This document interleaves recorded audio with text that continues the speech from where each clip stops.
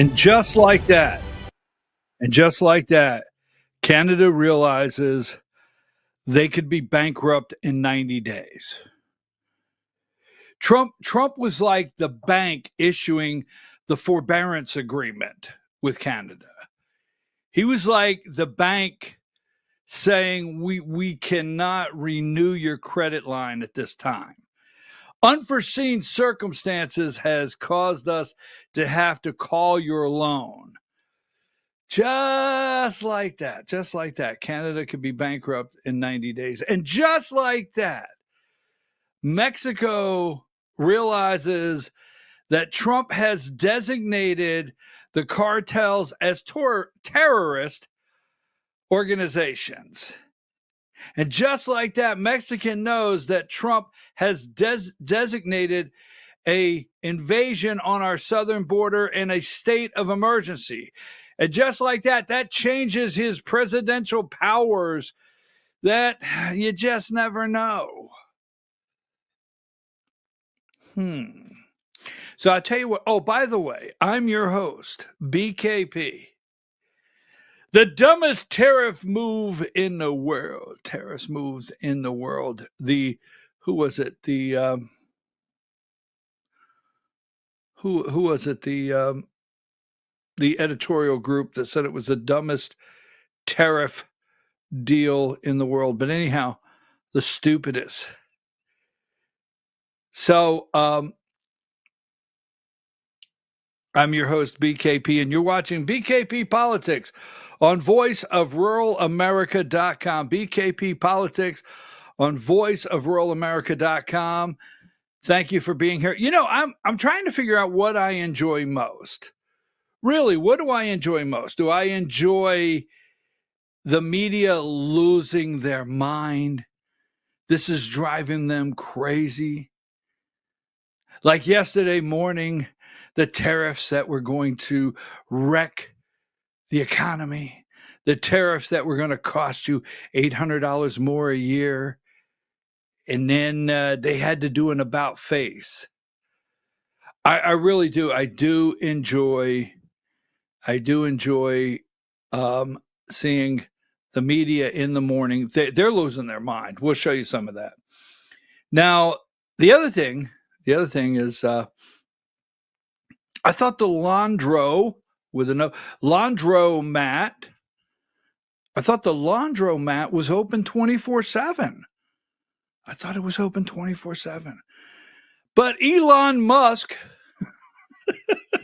you know, it's funny because USAID, the sign is closed, reopening soon under new management. You can't make any of this up. And then last week, oh my God, it's only 8 o'clock. And then last week, Trump says he's only been here 2 weeks. I'm sorry. Last week, Trump says, you know what? I'm going to send our prisoners. I'm going to clean out our prisons. Doesn't sound like a bad idea. They've been doing it, sending it to us. I'm going to clean ours out. I'll send them offshore. Marco Rubio comes out with a deal with the Colombian president that Colombia will take our prisoners. Oh, my God. And last week, they're laughing at Trump. Trump says, I'm going to send ours to Colombia. Wow. And then I know some of you, we will talk about this. I know some of you are concerned about Trump's minerals comment on Ukraine. I know some of you are. We will get into that. I started looking at that this morning. So sadly, you know, they call it Russian propaganda, but sadly, you have to go over basically to Russia to see like what else is being said. You know, it's like the USAID. You wonder why they're so upset. Why are they so upset? So what's being said over in Russia? Let's go with 72. Hi, Diane. How are you? Now, I could only stay to 10:10. About 10:10, I got to go. I'm going to Atlanta.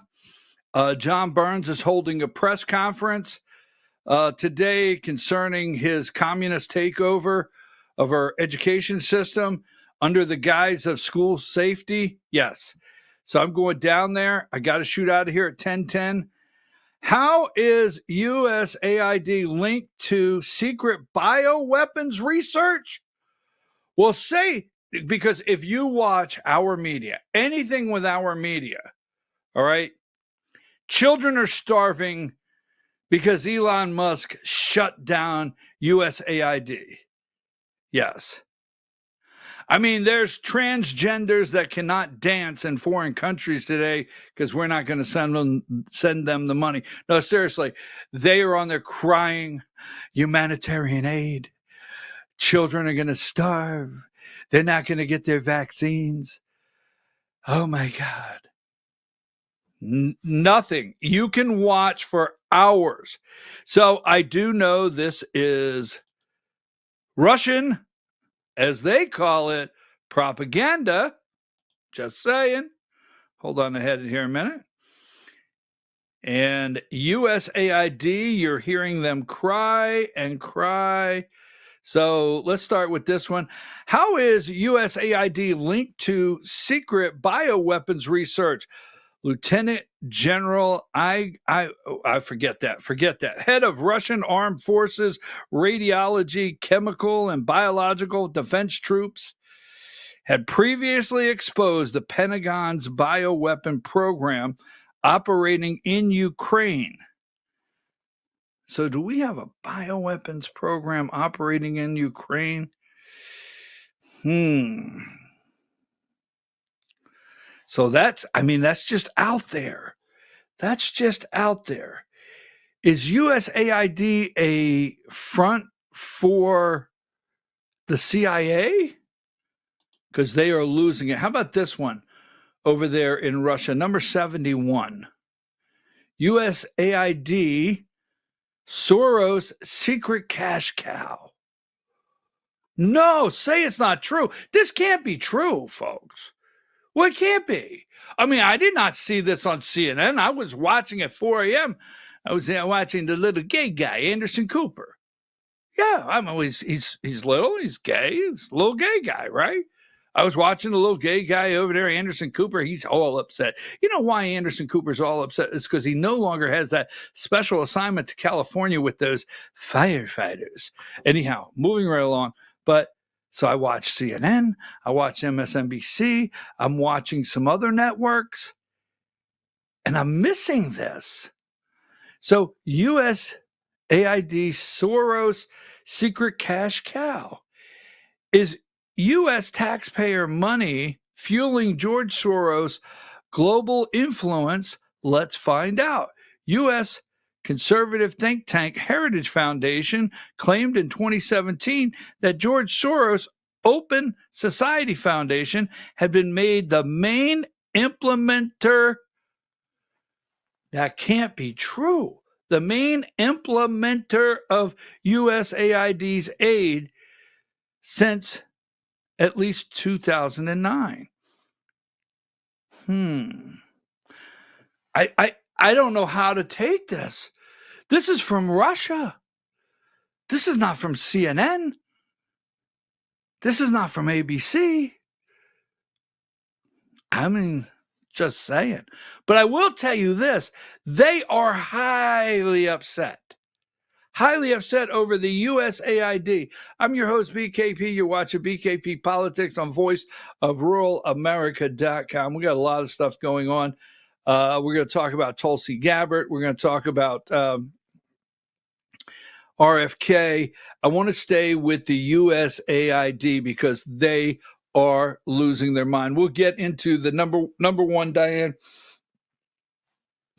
We will talk about the Trump tariffs in just a moment. So the guy that was in charge for 30 years when Elon Musk gained access to the Treasury payment system, he quit. Wonder what they're going to find. Oh yeah, this is Trump every day, Diane. Number 4, Trump in shock and awe. So we're gonna put this together. Remember yesterday, Elon Musk team now has access to Treasury payment system. They want you to believe. Number 5, they want you to believe that Elon Musk could stop your Social Security check. It can't happen. Won't happen. He's not going to stop your Social Security check. But they want you to believe that. All right? They want you to believe that you may not get funding for your schools next week because Elon Musk. All right? Let's see. Going through here one at a time.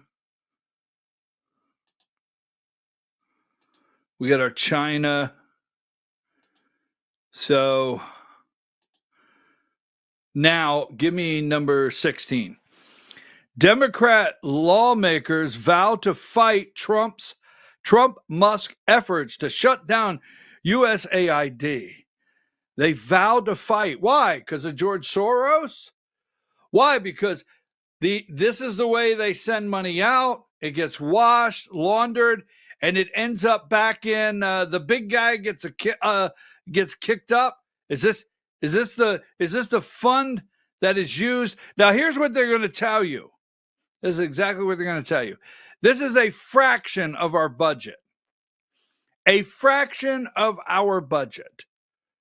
But anytime you hear $43,000 going here, wait just a minute. Let's do this because they laugh at you and I.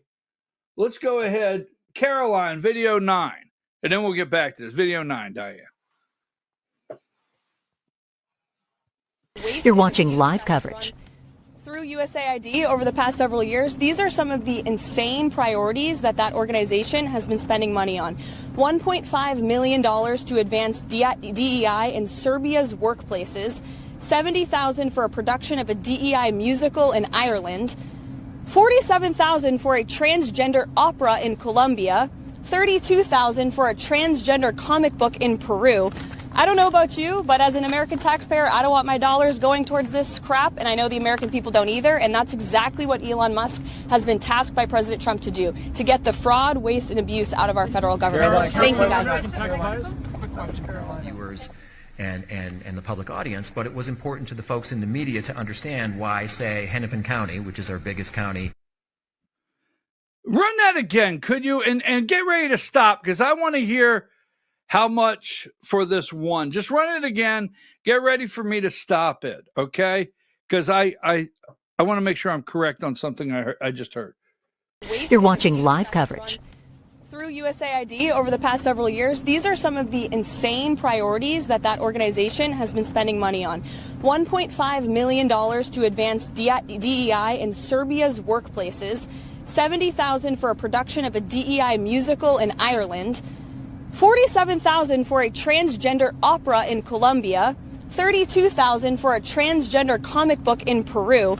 I don't know about you, but as an American taxpayer, I don't want my dollars going towards this crap, and I know the American people don't either, and that's exactly what Elon Musk has been tasked by President Trump to do, to get the fraud, waste.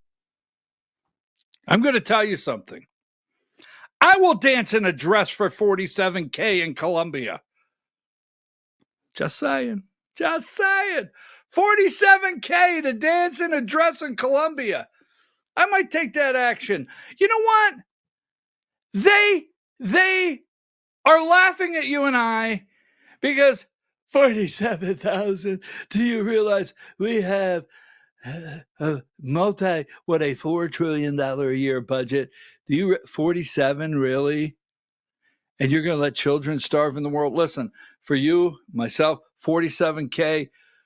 I don't care if they go through this every day and find 1 million here, 78,000 here, but that's not really the case. This is just the tip of what they're finding. But 47K to dance in a dress in Colombia in a transgender opera. Just saying. So Democrat lawmakers vow to fight. They will fight. What's got them so upset? All right, give me video 2. President Trump directed his corrupt billionaire friend, Elon Musk, to ransack a critical agency of the U.S. government. We are witnessing a constitutional crisis. It is the lead development agency in the world. And no one elected Elon Musk to dismantle it. It is illegal. We don't have a fourth branch of government called Elon Musk.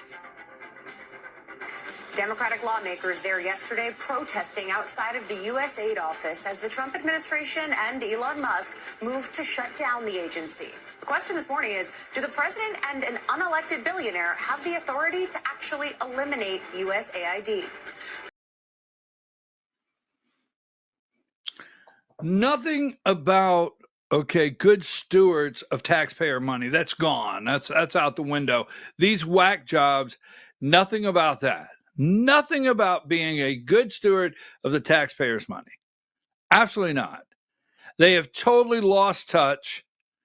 It is their money. How dare you look into the accounts? How dare you? Now, what you're seeing today that you have to connect are these enormous appropriations bills. Because what you're going to hear over and over is, well, they can't just reach in and stop what Congress has already allocated. So you got to remember, everything they're finding, these lowlifes allocated in these desperation, fund the government, 12 o'clock midnight before Santa Claus gets here, spending bills. That's where they're at. And they're doing it. We were promised 12 appropriations bills. Now, they are just freaking out. Give me this one here, video 3. Out of the agency's Washington headquarters after Elon Musk said President Trump supported closing the agency. Democratic lawmakers then protested the closure, vowing to fight the Trump administration on this. You cannot wave away an agency that you don't like or that you disagree with by executive order or by literally storming into the building and taking over the servers. That is not how the American system of government works. They're shuttering agencies and sending employees home in order to create the illusion that they're saving money in order to do what? Pass a giant tax cut for billionaires and corporations. We talked about Trump wanting to be a dictator on day one, and here we are. This is what the beginning of dictatorship looks like.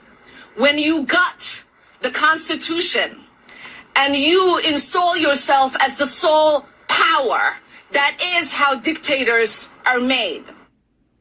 Over the weekend, the security leaders for U.S. aid were put on administrative leave after they tried to prevent Musk's team from accessing the agency's secure systems. Musk has been out. The illusion. This guy's doing magic. Illusion that you're saving money. It's just an illusion. It's an illusion we're sending 47 grand to Colombia so a bunch of freaks could dance in dresses in an opera. Men that have to shave wearing dresses, high heels, and a wig. That's just an illusion, folks. Don't get caught off guard.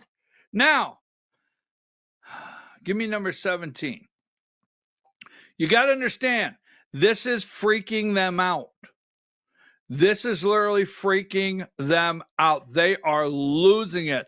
They are losing it, period. Why is the little Somali girl all upset? Well, let's listen to her one more time. Video 7. I think, let's try this again. Video 7. It is really, really a sad day in America. We are witnessing a constitutional crisis. We talked about Trump wanting to be a dictator on day one, and here we are. This is what the beginning of dictatorship looks like. When you gut the Constitution and you install yourself as the sole power. That is how dictators are made. The sole power? Really? Now remember, she's from Somalia. All right, we don't need to get into her. Why is she so upset? I'm for sure she's not been involved. So I said, let me check. Why is she so upset? So I went to USAID Somalia just to see. Give me video 1.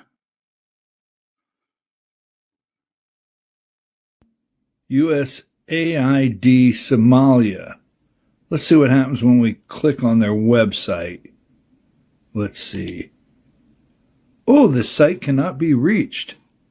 Okay, let's try another one. Let's see. Oh, this site cannot be reached. I like it. I like it. They shut them all down. They shut them all down. They all went dark. They all went dark. The George Soros money, the money that went through Ukraine, the CIA, I'm telling you, they are freaking out, losing it. Now,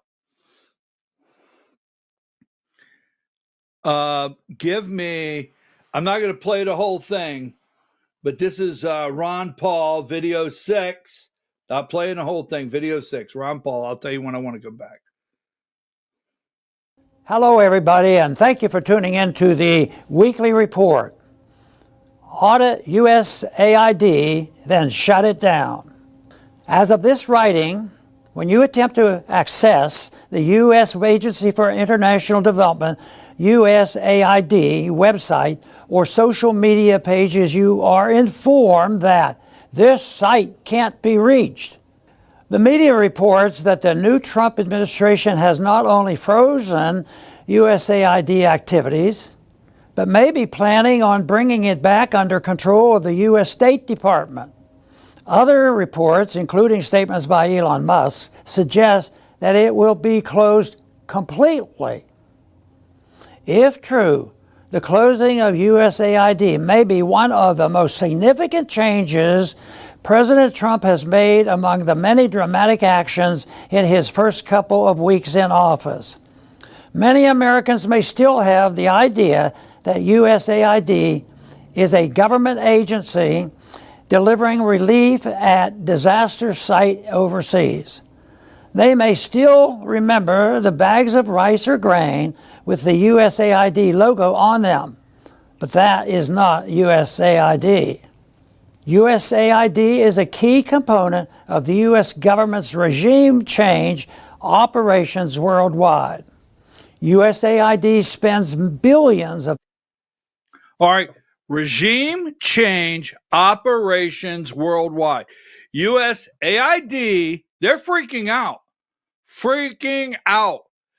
USAID is Operation Regime Change. Got it? And as he said, I showed you, can't be reached. They have shut them down. Audit and close. I want you to listen to Little Marco. I will always call him Little Marco. I almost like him. I have to be cautious. I almost like him, but give me video 10. You're now the head of USAID. The head of Doge, Elon Musk, called USAID a criminal organization and added that it is time for it to die. Do you agree with that? They have basically evolved into an agency that believes that they're not even a U.S. government agency, that they are a global charity, that they take the taxpayer money and they spend it as a global charity, irrespective of whether it is in the national interest or not in the national interest. One of the most common complaints you will get if you go to embassies around the world from State Department officials and ambassadors and the like is USAID is not only not cooperative, they undermine the work that we're doing in that country. They are supporting programs that upset the host government for whom we're trying to work with on a broader scale and so forth. So they're completely unresponsive. They just don't consider that they work for the U.S. They just think they're a global entity and that their master is the globe and not the United States. And that's not what the statute says, and that's not sustainable. Can it be reformed, or does it need to die? Well, that was always the goal, was to reform it. But now we have rank insubordination. Now we have basically an active effort where their basic attitude is, we don't work for anyone, we work for ourselves. No agency of government can tell us what to do. So the president made me the acting administrator. I've delegated that power to someone who's there full time, and we're going to go through the same process at USAID as we're going through now at the State Department. I think there are this is not about getting rid of foreign aid. There are things that we do through USAID that we should continue to do that makes sense. And we'll have to decide, is that better through the State Department, or is that better through something, a reformed USAID? That's the process we're working through. There are things that are happening at USAID that we should not be involved in funding, or that we have a lot of questions about, but they're completely uncooperative. So we had no choice but to take dramatic steps to bring this thing under control. Do you think that... Okay, so remember, regime change, right? Regime change. USAID, we showed you, right? We had to go to Russia, Sputnik, they don't like it. George Soros, biolabs in Ukraine, possibly, right? Got it? Remember that? Little Marco said, hey, you know what? I'm looking for something else that I want to show you. So remember,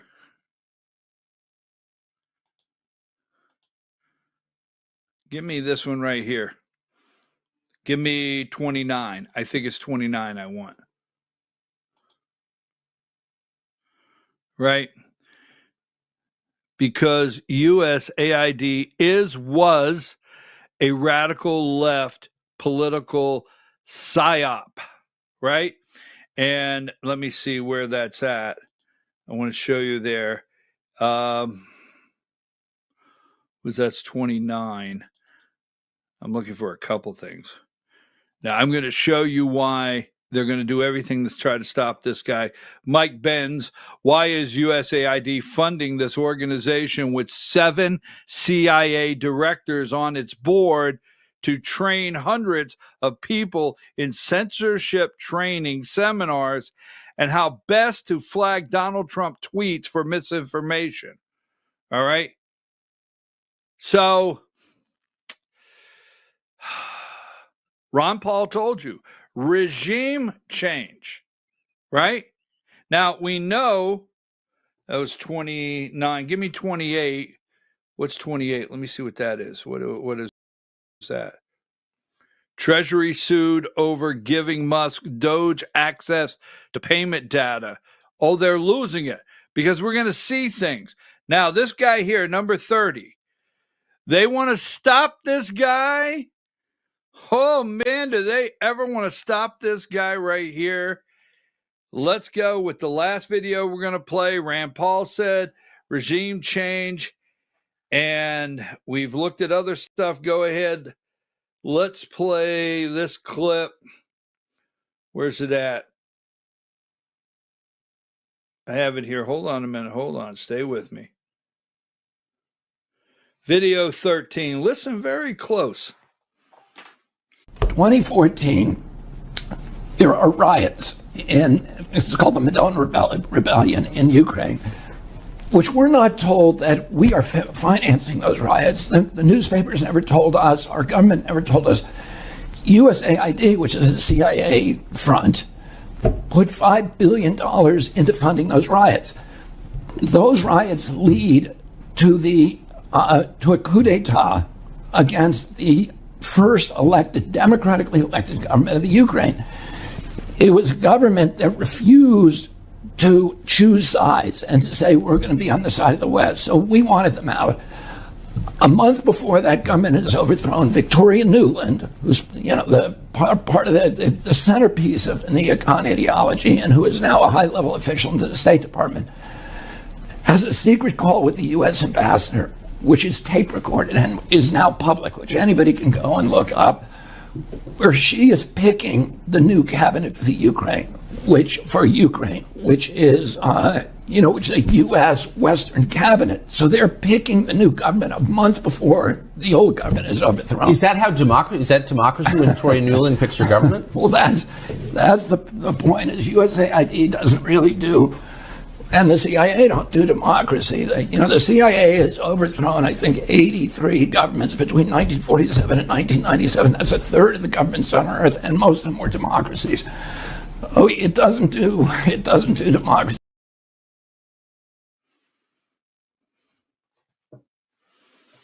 CIA, Ukraine, regime change, USAID. They want you to believe that bag of rice, remember USAID, they want you to believe that bag of rice and children are going to starve all over the world and there won't be vaccines and there'll be hunger and famine. Give me number 30. Just a couple quick notes before we wrap up this segment here.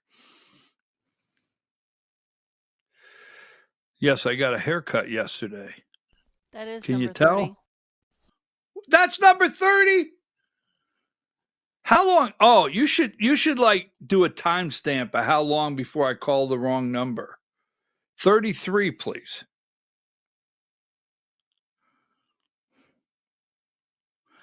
So, I just want to show this to you. Remember yesterday, top Treasury official announced resignation. The minute Elon Musk and Doge get access to the Treasury funding, all right, this guy, David Leback, is that his name? A 30-year guy there at Treasury Department, walks out.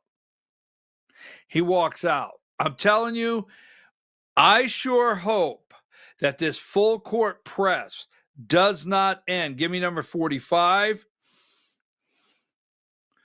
Donald Trump launches them into darkness. Trump successfully plunges government into darkness as 8,000 DEI web pages stripped from the internet.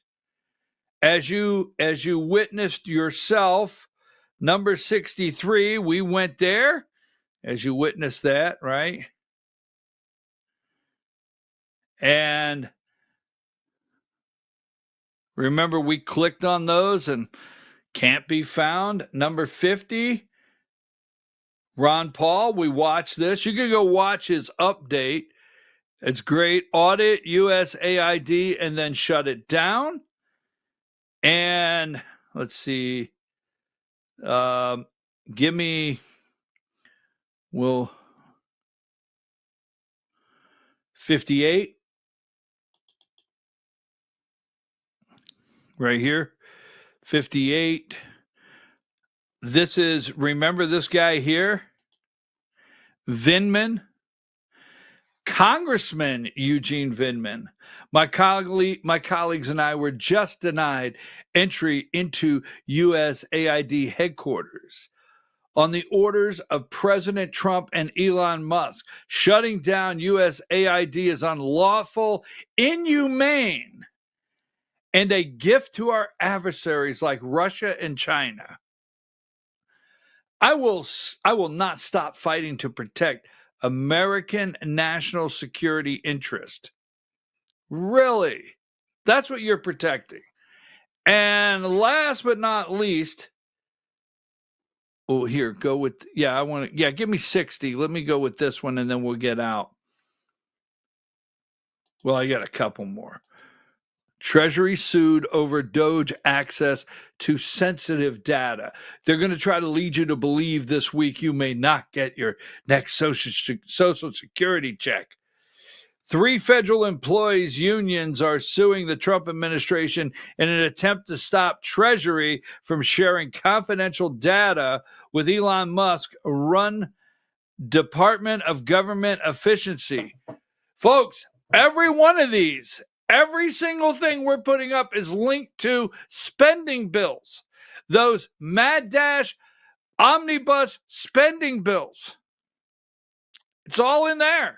Because what you will continue to hear them say is, well, this is stuff already legally allocated by Congress. Allocated by Congress. All right. So I want this one. Diane, remember yesterday we jumped on this ASAP. Give me 74. Remember that? We played this video for you yesterday where Rand Paul asked Samantha Powers, did USAID fund coronavirus research in Wuhan, China? She was the head, remember? Samantha Powers, USAID administrator, Samantha Powers testifies. This links to Obama. Oh, yeah, Susan Rice, Valerie Jarrett, Obama. The list goes on. They're freaking out. They're freaking out over there. All right, so let me see. What is number 78? Just one more time. Look at here. 404 error again. What's causing hundreds of U.S. government sites to go dark? Don't you love it? Several government web pages have gone dark, complying with Trump's orders. PBS, USAID website goes dark. Just saying. And what else do we have here? Don't forget number 71, as we showed you, right? George Soros. We had to go to Russia for that one. So, look, if the most that comes out of it is one less guy is dancing in a dress in Colombia, I'll be okay with that. At an opera, wearing a wig and makeup. Oh, my God. We come back, tariffs. China retaliates. Oh, my God, what fear. What really happened in Mexico, what could happen in Mexico, what took place in Canada, and some things under the Gold Dome in Atlanta that we have to watch for. I'm your host, BKP. You're watching BKP Politics. We'll be right back after these brief messages.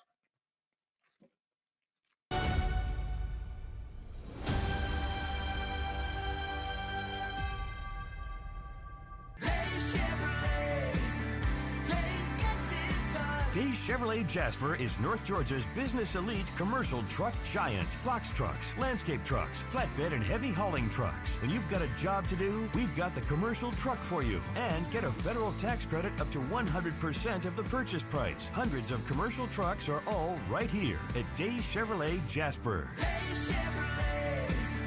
Days gets it done. Together, let's drive.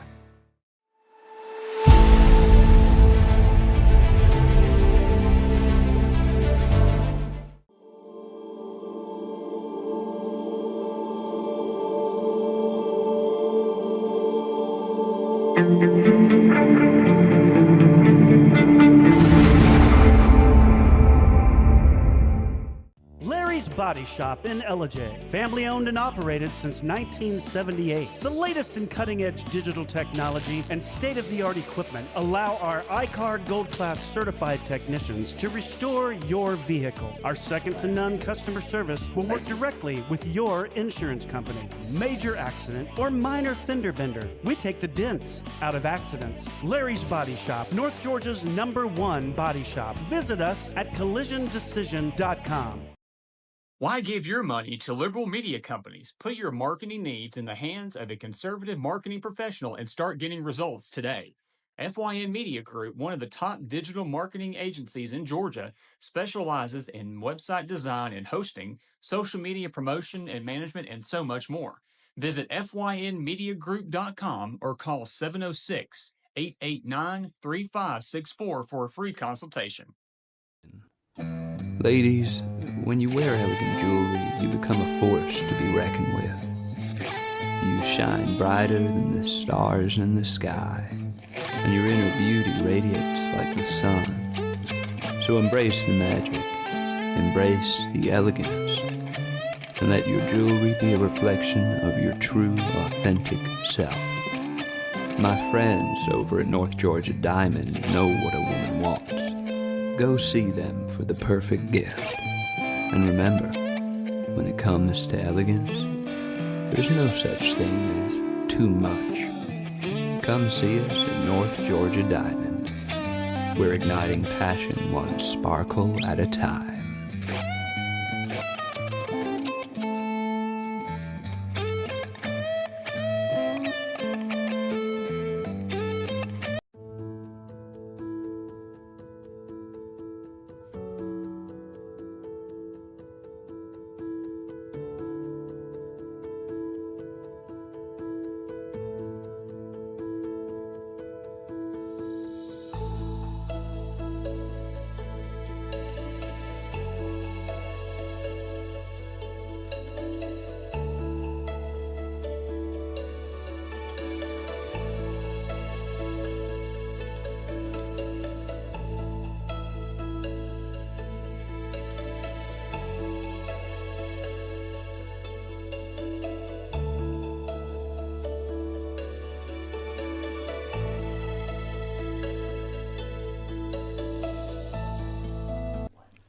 In 1981, Reed Nicholson began selling tires out of an old barn in Mineral Bluff. Little did he know that he had just laid the groundwork for the most trusted names in automotive services in the Blue Ridge area. In 1997, Nicholson Tire Center became what it is today, holding the same values of faith, family, and great customer service. 2 locations to serve you, and the Blue Ridge location is currently expanding to offer fast service and the largest U-Haul provider in Georgia. Nicholson Tire Center, Blue Ridge, and Mineral Bluff. This is a special report. Knowing how to invest your money is harder than ever before. Dealing with stock market volatility, record debt, and terrorist attacks requires new thinking. At U.S. Asset Management, we can help you see the world more clearly so that you can move beyond the chaos and invest with confidence. Call us, visit us online, or drop by our office. U.S. Asset Management, helping you make better decisions with your money. Mesquite Grill, now offering online ordering for your convenience. Check out our new website at mesquitegrillbr.com. That's mesquitegrillbr.com. The great food and service you have come to expect, ready for you when you arrive. Open 7 days a week with a fully stocked bar and friendly service. Bring your furry friends with you and dine on our pet-friendly patio. Also, check out our catering options and let us prepare delicious food for your next event.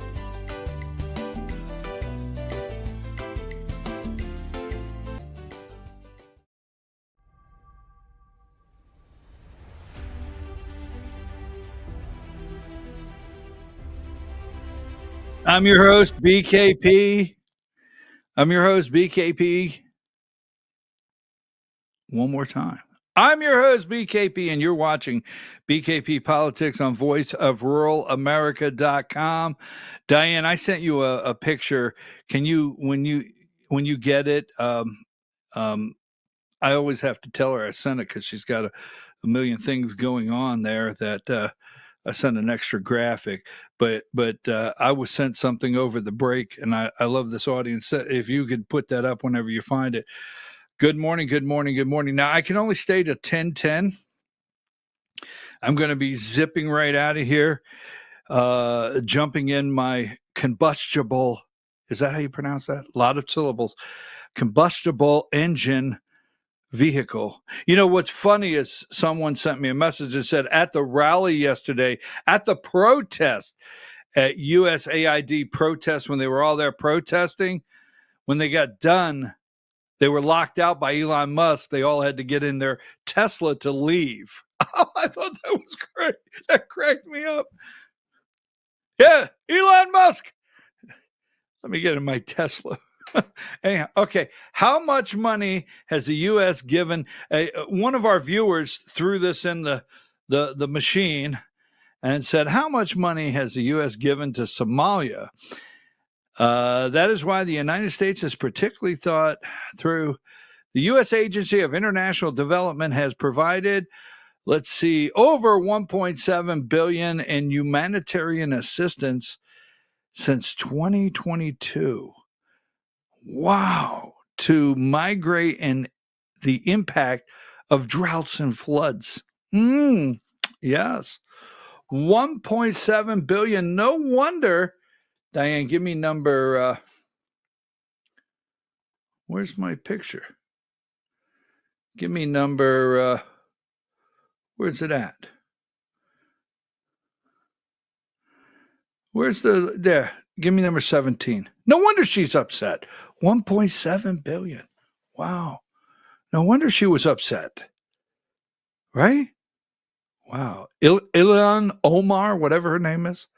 All right, so take that down. Now, moving right along, let me just say this before we go any further. Excuse me, Diane. Give me number 3. I got a little pushback yesterday. You know I love you guys, so I'm gonna give this. I got a little pushback because I made a comment about Kristi Noem wearing a cowboy hat, and she's from South Dakota. And someone said to me, I got a message, and someone said, if Beyonce could win Country Album of the Year, Kristi Noem can wear a cowboy hat to the southern border, being from South Dakota. And I said, you know what? They call that touche. So I said, touche, I'll take that. So there you go. All right. I'm okay. She's got her cowboy hat on. I've got 2 cowboy hats right over here. So there you go. Let me take that down. I had to put that up. I got a little pushback. Didn't want anybody to be upset over the cowboy hat. I like it. I think it looks good. Take that down, Diane. My only concern with this picture here. Now, I'm not going to do it now. This is one of those pictures I have to put up, take down, and then run, because you guys will get upset with what I'm about to say. So Canada yesterday, the Trump tariffs. Let's break this down and we'll stay focused. Yesterday morning, we put out, if you did not watch it, I laid out the entire tariff scenario, okay? I laid it out. We have actually, what we laid out yesterday, we did the segment a year ago. So we got a major problem in Mexico with what they call nearshoring. Remember yesterday? Remember the jackass from down there in Virginia, Warner, nearshoring?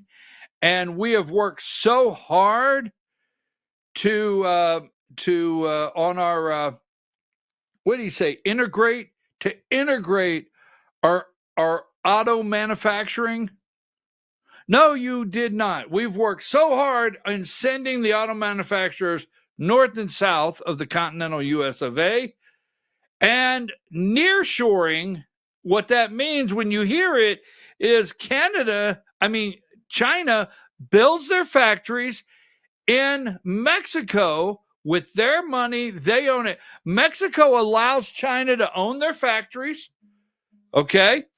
Own the property, and it's called nearshoring. And the guy said, we've worked so hard with getting Chinese companies to nearshore.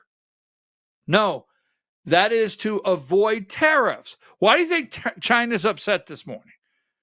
Why do you think China is really upset? Because 2 days ago, here's what you were saying to me and everybody. 2 days ago, well, he's putting 25% on. He's putting 25% on Mexico and 25% on Canada and only 10 on China. Look, what happened at Panama Canal with little Marco, what happened in Mexico, and what happened in Canada is totally a power move against China. Now, we have to have somebody in the White House that has to do a power move against China. All right. Mexico is no contest whatsoever, militarily or anyway. Canada is no contest. I don't think that we really want to have a fight with Mexico. We do want to stop the cartels. We'll talk about that. And I don't think we really want to fight with Canada. Great comedians have come out of Canada. If Trump would have put a tariff on Canadian comedians, I would have got upset myself, okay? Eugene Levy? Really? All right, anyhow. Moving right along. But we talked about nearshoring, meaning China building their factories down there, coming across the border, zero tariffs. Now, what happened was Mexico, we've got a problem in Mexico. Let's go with the tariff war number one. Now, Canada, there, and I'm glad you don't watch, the network news, but nowhere in the network news will they talk about saving a life, right? Nowhere. Now, what they will do is they will tell you that USAID, by shutting down USAID, I actually heard this yesterday out of one of them, that we're killing babies in other parts of the world. I was puzzled by that one. I thought that's what you wanted. I'm serious. I'm laughing. I mean, this lady said, by shutting this down, we are actually killing babies around the world. And I'm thinking, I thought that's what you wanted all along. Where's the problem? So our children, right? Fentanyl poison, our old factory towns across this country that have gone to Canada, gone to Mexico. And if you drive through an old factory town, you'll see the old buildings with all the windows smashed out, right? Or tear them down, put new condos up, whatever. Nothing about that is on the upside for these whack jobs, okay? Saving children. Trump saying fentanyl, you will stop the flow of drugs coming into this country. All right. I'm of the generation war on drugs. Remember, many of you say the war on drugs didn't work. I get it. Just say no. Remember when Nancy Reagan told us all, just say no? And I didn't listen. I'm just saying, no, easy. It's maybe easy, okay? But anyhow, Trump is going to stop the flow of illegals, terrorists, drugs, and he's going to slow down, and at the risk of collapsing, see, we can't collapse Canada and Mexico. We just can't collapse them because, then we've got to bail them out. And that's what we do, is we bail these countries out. We don't do the right thing. Now, let me move past that. I want to, this is what the media wants you to think. Number 6, this is the team of I Hate America team, the Morning Joe I Hate America team. Trump blinks on North American tariffs, right? So now, Tulsi Gabbard, we got to talk about that. We got to talk about RFK, and we got to talk about sometime today, Doug Collins will be voted by lunch. He will be voted Secretary of Veterans Affairs. Let's see here. Now, Canada, number 13. Canada, what Canada will do. Canada will implement $1.3 billion in a border plan, reinforce Canada-U.S. border with new technology equipment, 10,000 frontline personnel. So they're going to put 10,000, what do they call them, Canadian Mounties, right, on there. I mean, they've already started. Canada has already started putting Canadian Mounties on the line. You can't argue that. We got video 16. They've already started. Run the tape.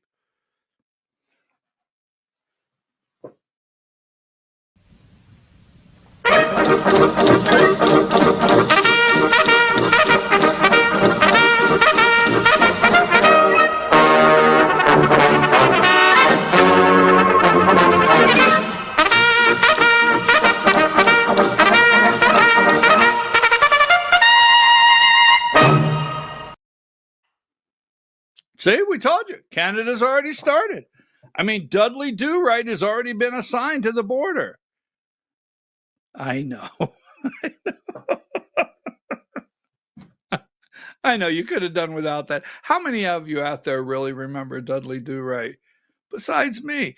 All right, so Canada. Now, remember, I showed you yesterday. On a serious note, I showed you yesterday. We put it up. All, they were talking about the wine and the bourbon, and Canada was shut off. Power to America. And Canada would boo as they sing the American national anthem at basketball and hockey games in Canada. They would continue to boo, and they would take the bourbon off the shelf, and we'll get you. Look, I tell you this over and over. Trump said yesterday, we don't need anything you have. We will cut our own lumber. Let me tell you something, folks. I will tell you this. Trump is brilliant. Now, you can get mad at me all day long. I don't fall for things. I don't get caught in political stunts. But if you go up in the Northwest, in the Washington State, Minnesota, if you go up in the Northwest of this country, this great country, we have lumber like you would not believe that we could be harvesting. It's amazing what we could do. We don't need their lumber. Realistically, we can go through and we have those resources in the continental. We don't need it. We don't need your cars. Trump said yesterday, we don't need your cars.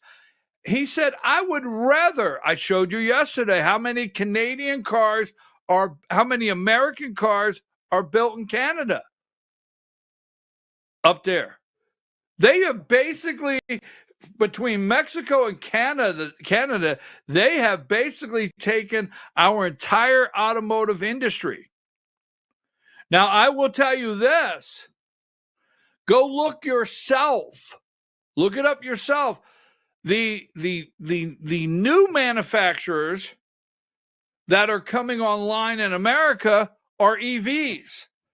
You go down to Mexico, you look at Honda, you look at Nissan, you look at all of the foreign manufacturers that have built plants in Mexico, and you go up into Canada and look at the F-150s, F-250s, 350s. What we are doing in America is building these obsolete, to me, EV plants. Look at Georgia. Hyundai down there. EVs. Kia now, for the most part. EVs. All across this country. So Trump said, I don't need your vehicles in Canada. I'd rather they were manufactured here. So the bottom line is Trudeau knows, no matter what they say, he knows that they could, Trump could bankrupt Canada in 90 days. He shuts Canada off. It's not even 90 days. They're bankrupt. In fact, their dollar crashed yesterday. They're in a heap of trouble, as you would say. Give me number 14. As president, it's my responsibility to ensure the safety of all Americans. I am doing just that. I am very pleased with the initial outcome, and the tariffs announced on Saturday will be paused for 30 days to see whether or not a final economic deal with Canada can be structured. Now, here's the other thing. Trump has to do something with this North American free trade agreement. It sucks. Only way I can put it. It is bad. Now, in jest, say it like that, they wanted to create free trade, right? Free trade between Canada, Mexico, and the U.S. We're all friends. Can't we just sing Kumbaya and get along and trade with each other? And no, we can't, because one, that is a globalist move, and the move was made by people like George H. Bush. Move was made like George H. Bush, which Bill Clinton was used. That's why George H. Bush absolutely loved Bill Clinton. Absolutely loved him. That's why. So the globalists, we can get the foothold right? All the way back at George H. and Mexico with China. Bottom line. So it's no good. Trump has to. This is where we have to keep our eyes open. Trump has to come and bring Canada and Mexico to the table with a new economic deal that shuts China down. The next deal we make with China, with Mexico and Canada economically, right? Give me number 15. The next deal we make has to, no exceptions, shut China down. Now, if we make an aggressive deal, okay, we make an aggressive deal with Mexico and Canada, where we trade with them, they trade with us. I'm not totally opposed to what I call a good deal, but I'm opposed to any other country taking advantage of that deal. All right, so let me put it like this.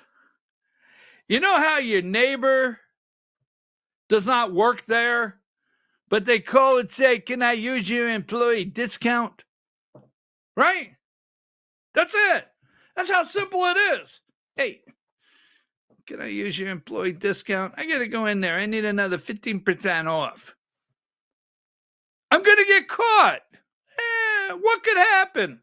I could get fired. There you go. That's that simple. So they've been using the employee discount that doesn't belong to them. Trump needs to stop it. We need to stop it. No more. We need to take over the Panama Canal. We're well on the way. So I don't want to belabor that. I want to get into Mexico for a minute because Mexico is a much different situation. Much different. Mexico is a different situation. And I'll tell you why. Number 21, Canada is bending the knee.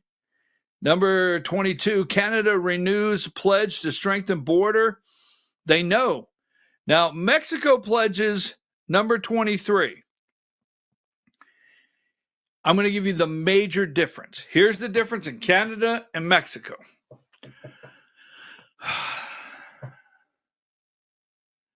We have a war in Mexico that we do not have in Canada. Now, I'm not telling you there's not corruption in Canada. I'm not telling you there's no cartels. I'm not telling you that something underhanded is not happening and coming across the border. But I am telling you this. The government of Canada, I will say this, all right?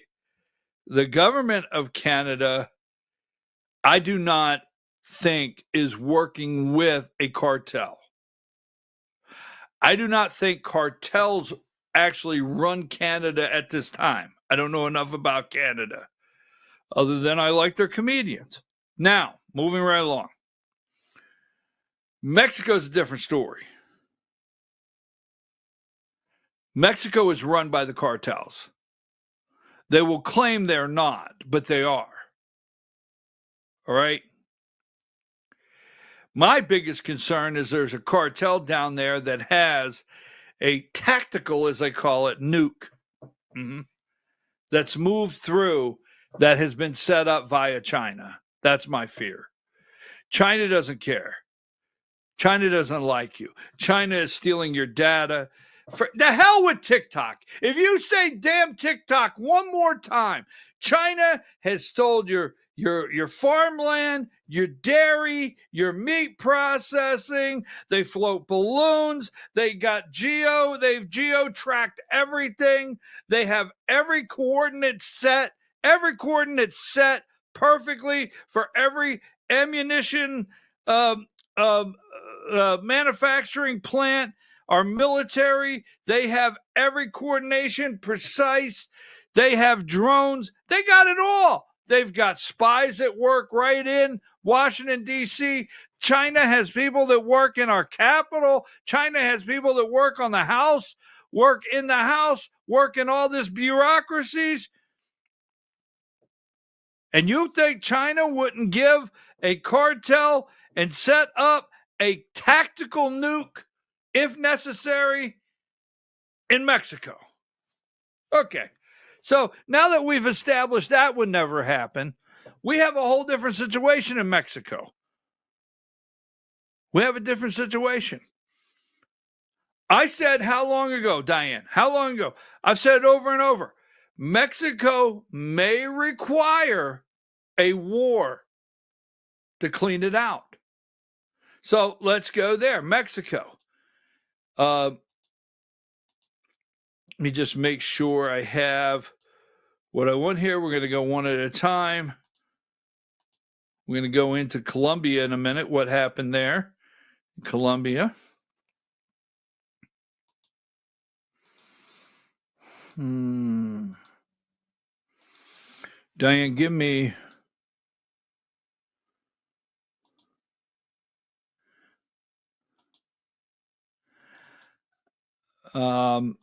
just 1 minute, folks. Give me number 48. I always like a New York Post cover.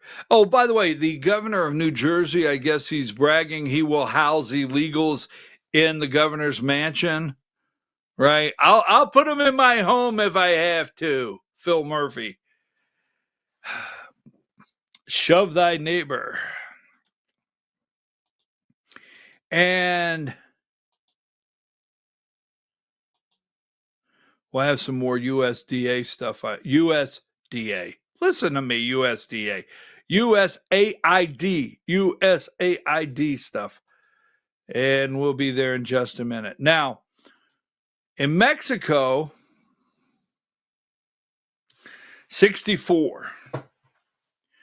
Now, this is some headlines out there.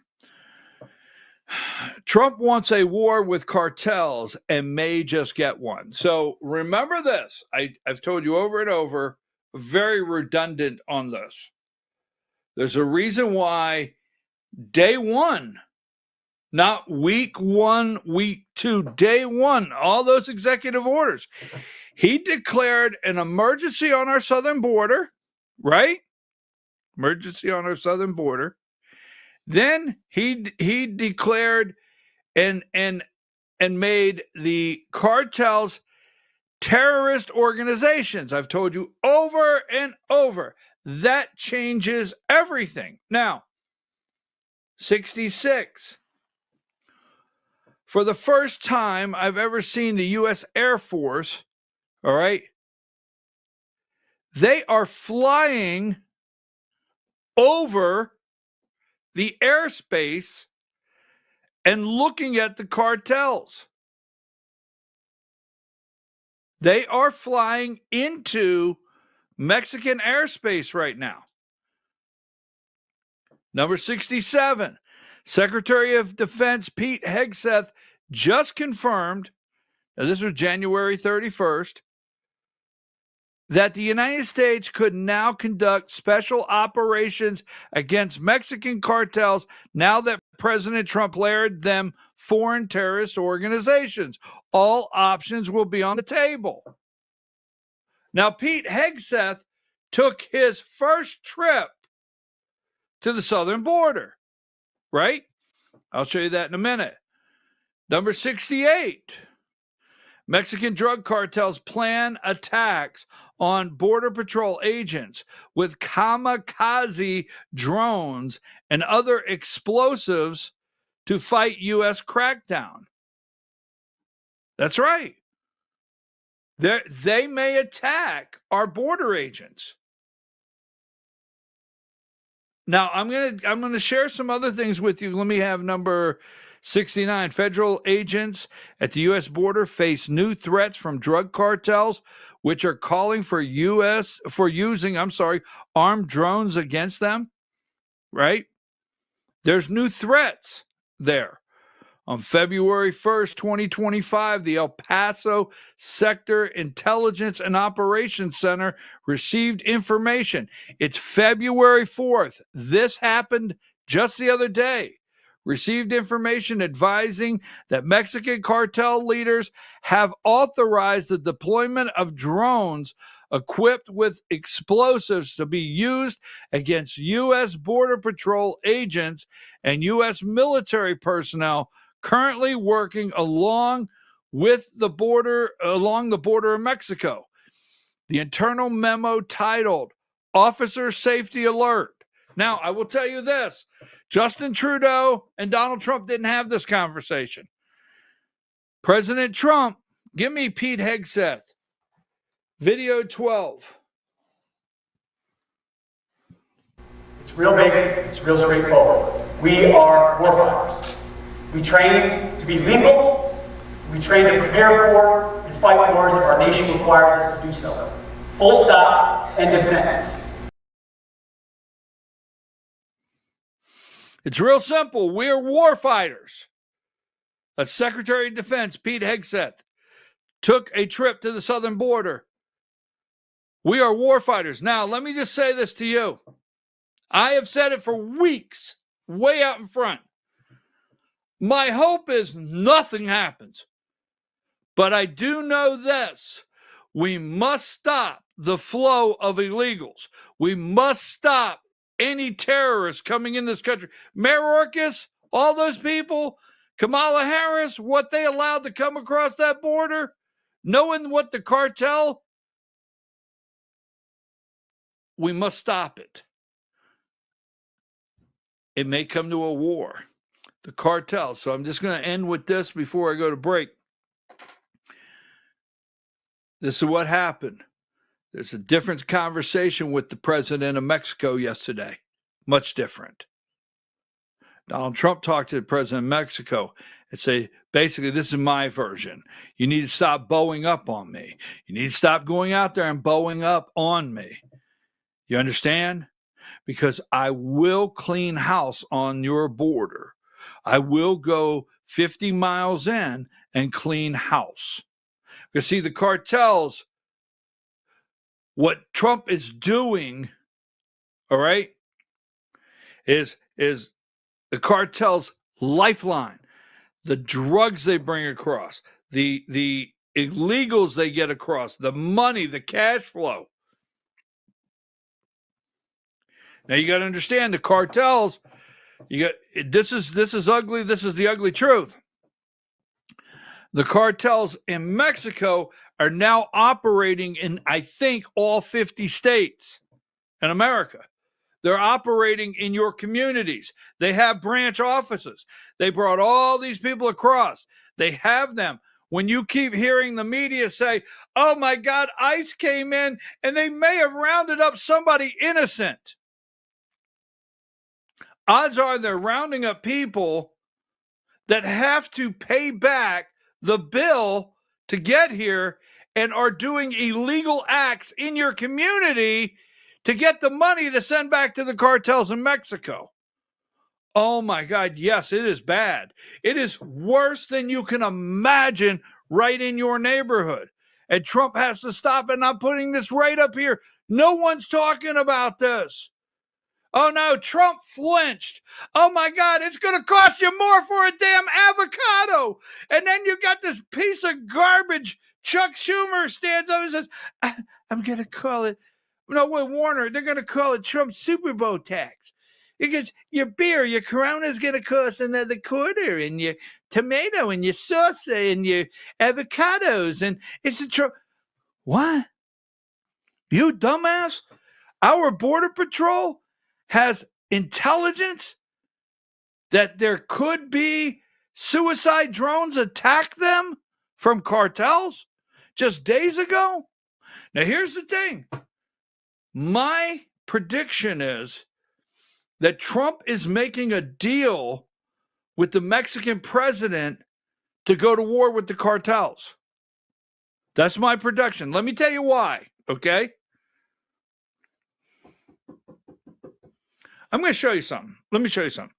Because I may be so far off the chart, but when you start hearing the Laken Riley Act, and I got to get off this, but the Laken Riley Act last week, The mother stood there in tears and thanked President Trump and said, President Trump said, I will not forget about you.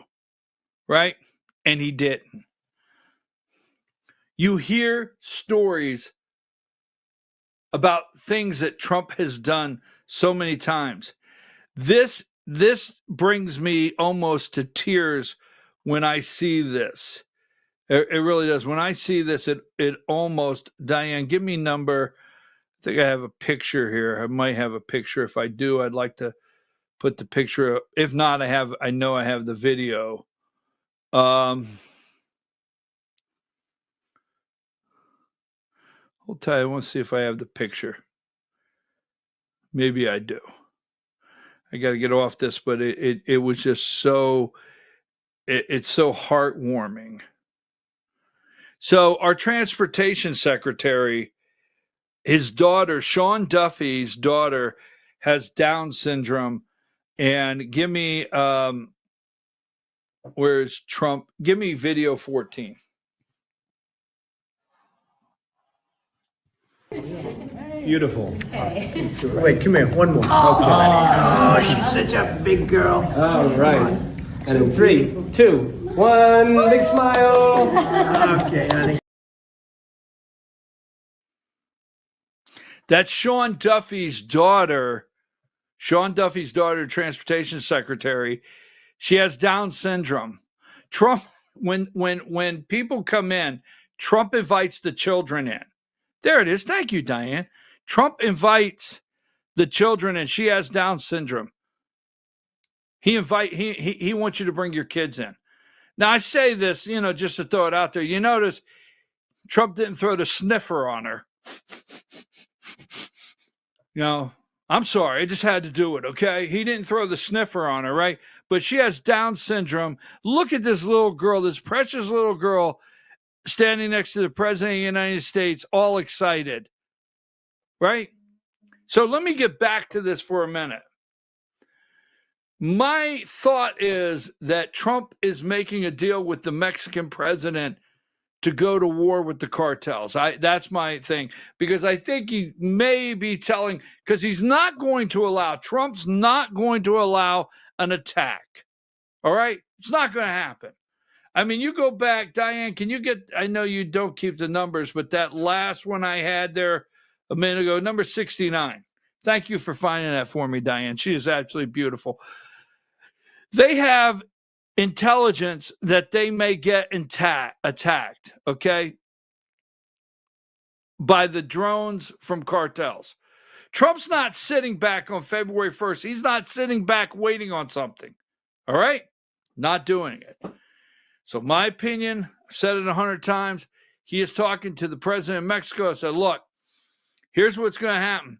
You have a cartel make the wrong move. They are already shooting at our border. I'm not Joe Biden. Look here, lady. I'm not Joe Biden. You got it? Let's be clear. They're already shooting across the border. They are at our border patrol. I've got military down there putting barbed wire up. I'll flip the switch in a heartbeat. You got it? I have Black Hawk helicopters cruising up and down that border now.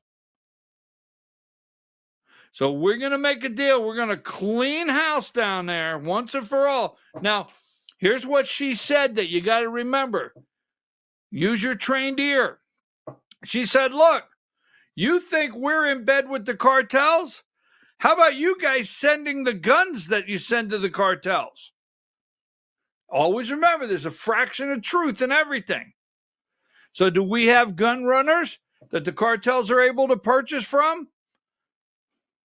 Trump's going to put a stop to it. He's going to clean house down there. Now, here's the last thing, and I said this is the last thing 19 times. Here's the one concern, is the retaliation against the American citizens that are vacationing in Mexico, live in Mexico, that are in Cancun, down there in Tijuana, wherever you're at in Mexico. All right? That's what they're probably working out right now. So the tariff, not concerned at all. 30 days, make a new deal. Let me get with China here. I've got to say this, number 12. We will get into this a little more probably this week. I went a little too far on the Mexico. China imposing tariffs, number 12, starting February 10th. Additional 15% on coal, liquefied natural gas. Additional 10% on crude oil, agricultural machinery, large displacement, automobiles, pickup trucks. They're scraping. Yeah. We had to have somebody that had the guts to stand up to China. Thank you, Donald Trump. We'll be right back after these brief messages.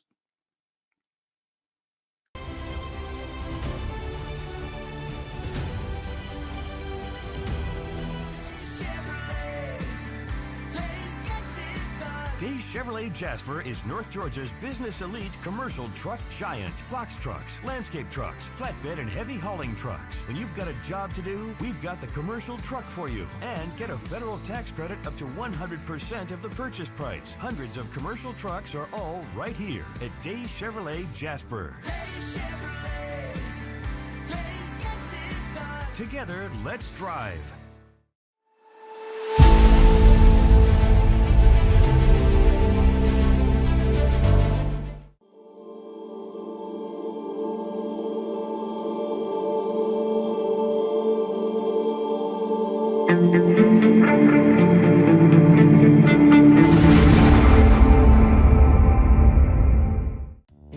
Body Shop in Ellijay. Family owned and operated since 1978. The latest in cutting-edge digital technology and state-of-the-art equipment allow our iCard Gold Class certified technicians to restore your vehicle. Our second-to-none customer service will work directly with your insurance company. Major accident or minor fender bender, we take the dents out of accidents. Larry's Body Shop, North Georgia's #1 body shop. Visit us at collisiondecision.com.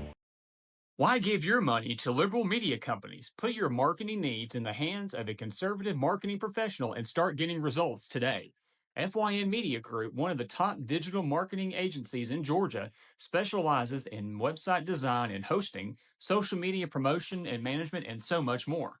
Visit FYNmediagroup.com or call 706-889-3564 for a free consultation. Ladies, when you wear elegant jewelry, you become a force to be reckoned with. You shine brighter than the stars in the sky, and your inner beauty radiates like the sun. So embrace the magic, embrace the elegance, and let your jewelry be a reflection of your true, authentic self. My friends over at North Georgia Diamond know what a woman wants. Go see them for the perfect gift. And remember, when it comes to elegance, there's no such thing as too much. Come see us at North Georgia Diamond. We're igniting passion one sparkle at a time.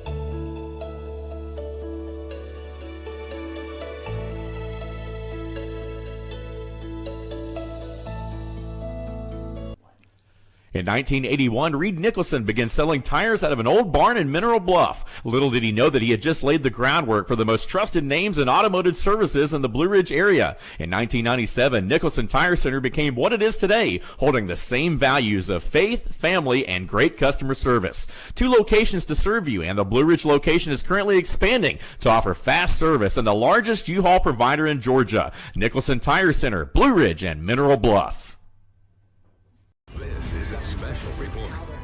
Knowing how to invest your money is harder than ever before. Dealing with stock market volatility, record debt, and terrorist attacks requires new thinking.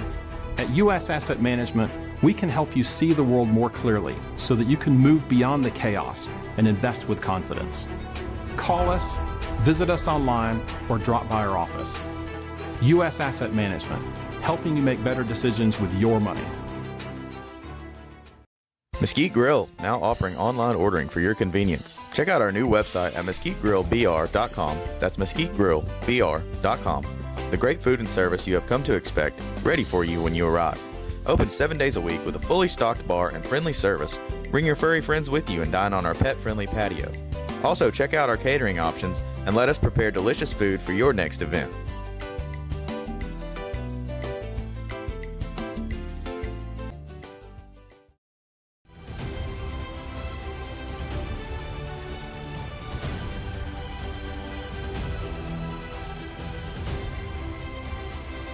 All right, folks, we're back. I'm your host, BKP, and you're watching BKP Politics on voiceofruralamerica.com, voiceofruralamerica.com. How are you today? Now, I have to leave at 10:10. I have to. I'm going to Atlanta. I'm going to the Capitol. I have a couple meetings. So, a couple things going on with our nominees that we need to talk about. Tulsi Gabbard, number 2. Now, if you are looking for extensive, research on some of our work, you can go to our Rumble channel, Voice of Rural America Rumble channel. I like the one message I got. The one message I got is Trump has to restore, has to clean out the cities and get rid of the cartels and restore things back to the normal gangs that used to run the cities. That was pretty good. So, anyhow, yesterday we talked about the phone calls flooding in, and trying to get Trump's nominees, and we brought up Tulsi Gabbard. And as you well know, last week, all they did was yell at her, Michael Bennett, all of them. Do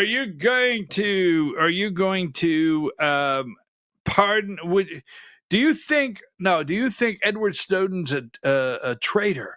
Is he a traitor? We have so many traitors to pick from in America, and we know.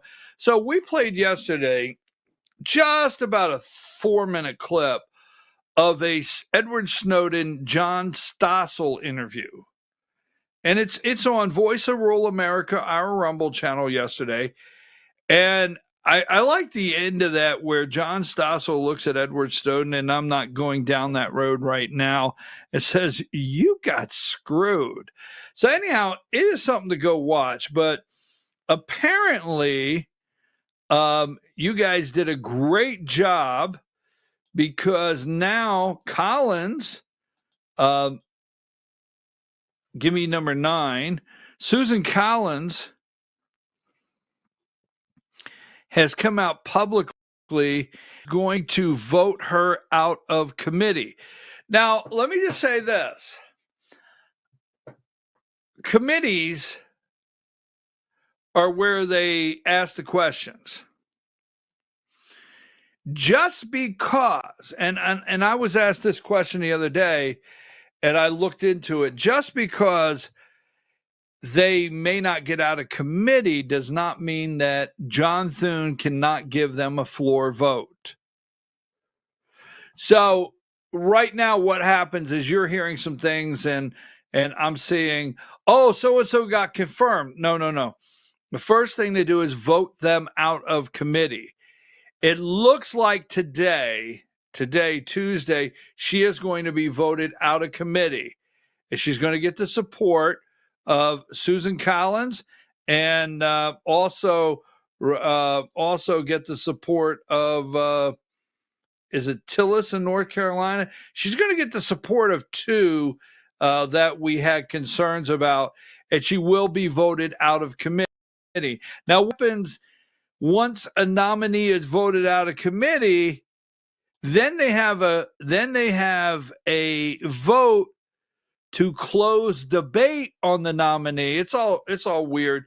They have a vote to close the debate, and that's where people get a little confused and think that they were approved. And after the vote to close debate, as confusing as it sounds, that's when they vote, the final vote to approve. So Tulsi Gabbard will move out of committee today. Now, I don't know what's going to happen. Remember, we can only lose 3 votes. In Pennsylvania, you need to be calling Dave McCormick. We don't trust Dave McCormick. I've never trusted Dave McCormick. Well, he goes to Mar-a-Lago, and he has pictures with Trump, and Trump endorsed him. I don't trust Dave McCormick. I've never trusted Dave McCormick. He is a globalist. Anyhow, he's a world citizen. He won an award for it. We must stay on top of this. When she comes out of committee, Dave McCormick, John Fetterman, our senators here, Ossoff, Warnock, across the country, we must burn up the phone lines. It's working. It is working. And I'll tell you why. I'll tell you exactly why. Because of the Elon Musk. If you don't like the Muskie, just saying. Now, I understand the battle that Laura Loomer, the battle that Steve Bannon, I understand the battle that took place. All right? You would not be talking about USAID being shut down. And these people would not be in fear of a primary challenge. Remember in the past, if you looked at a U.S. senator and said, if you don't vote my way, we'll have somebody primary you. Yeah, okay.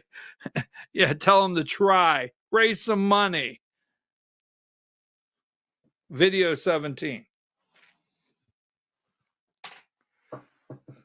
5, 6, 7, or 8, and therefore that one person doesn't get all the blame, and potentially that Elon Musk-backed primary challenge. Well, and let's again underline what Kathy just said. Members of Congress are telling her that they're not only afraid of primary challenges, they're afraid of violence. They're afraid of violence if they vote against people who are unqualified to run the most important agencies in America. That's not. Did that make you laugh? Are you still giggling? Do you need a little break? They're afraid of violence. The violence. So what are they afraid of? Us burning down a city or two?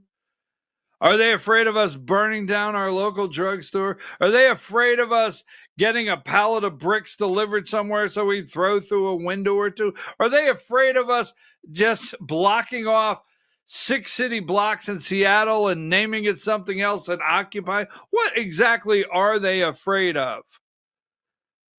But they're afraid of that primary challenger and the violence. They're in fear of the violence. It's working. Keep calling. Don't worry about it. Call. Ring the phone. They're jammed. Do not stop. Tulsi Gabbard, all right? RFK Jr. Now, I have told you this over and over. I'm pro-life, and I fully support RFK Jr. Remember earlier, we know why. We know exactly why they want to stop RFK Jr. What did we just talk about? Regime change, Ron Paul. We just talked about regime change, Ukraine, $5 billion, CIA, RFK Jr. They don't want him there. They are trying to do everything to stop the man. Give me number, here a minute ago, RFK Jr. Where is that guy? I had him just a second ago, and I lost it. But go ahead and give me number 10. We need to call this guy right here, Cassidy. RFK Jr. vote. Bill Cassidy, Louisiana senator. He is a doctor. They are angry because he will not say, quote, vaccines do not cause autism. Remember, Fauci, follow the science. Remember yesterday, this guy right here, they won't shut up that RFK Jr. will not just say, hey, look, vaccines do not cause autism. But yesterday we did the full report. Remember that? Full report? 30% of 8th graders can't read at an 8th grade level. We went backwards. Remember that in the report? Our report, we went backwards. We have not recovered from the setbacks from COVID of what they did to our kids. And no, RFK Jr., I will just have to say, I support him, period. I support Tulsi Gabbard. I support RFK Jr. Now, before the day is out, here is one. I don't know if you know this. Give me this one here. Give me 51. Are you aware? I like this here. Franklin Graham. Tomorrow, the Senate Intelligence Committee is scheduled to vote on Tulsi Gabbard's nomination as Director of National Intelligence. I've known Tulsi for many years and have deep respect for her. I attended her confirmation hearing last week. I've always found her to be honest, incredibly smart, a tough soldier. So fully supported by Franklin Graham. I really like that one. Give me number 49.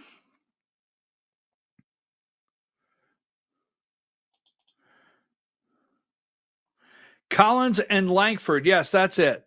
Langford back, Collins, Gabbard back. Collins and Langford. Let me get this. Slow down, Baba Louie. Collins, Langford back, Gabbard for top intel job ahead of committee vote. Now, I will tell you this. Langford is someone that kept yelling at her the other day, is Edward Snowden a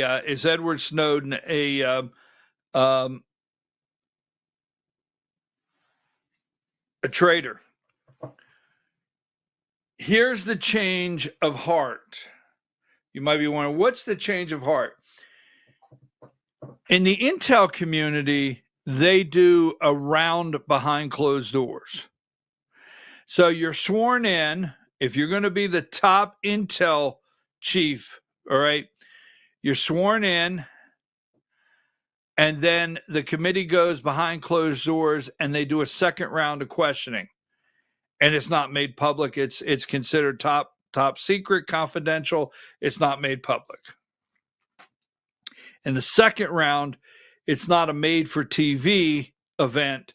In the second round of these confirmations with her for top intel, behind closed doors, she could say some things that doesn't put her in a bad position in front of the camera. They can ask some questions, and it cannot come out of that committee. So I think that's where Langford and Collins got a better feel, because she continued to say he broke the law. So that'll be today. RFK Jr., we're looking for him to be voted out of committee. Pam Bondi, let me see where that one's at. Pam Bondi they're going nuts over at FBI. That is absolutely another one that is absolutely hilarious, that they are losing it over at the FBI and Department of Justice right now. That is actually, that's a laugh out loud. Give me number 77. For us here at home in Georgia, Doug Collins has been, I think they say by noon today, by lunchtime, he should become the Secretary of the United States Department of Veterans Affairs. Congratulations. You know, I don't like the word deserve when it comes to these people and politicians, but I think he'll do a great job. He is a veteran. He's wore the uniform, a member of Congress. I think some of my favorite lines that he said one time when he started campaigning, when I met him, he said his college fund was bagging groceries at the local grocery store. That was his college fund. All right. When they started talking about paying for college, he said, my paying for college was bagging groceries. So I've always enjoyed that. And my favorite thing and best memory of him is sitting next to Jerry Nadler and making Jerry Nadler miserable on a daily basis. Point of order, Mr. Chairman, if I heard that a million times. All right. Pam Bondi should be out today. I'm looking for that one here. Also, Pam Bondi should be out today for confirmation. I think here it is, number 59, Diane.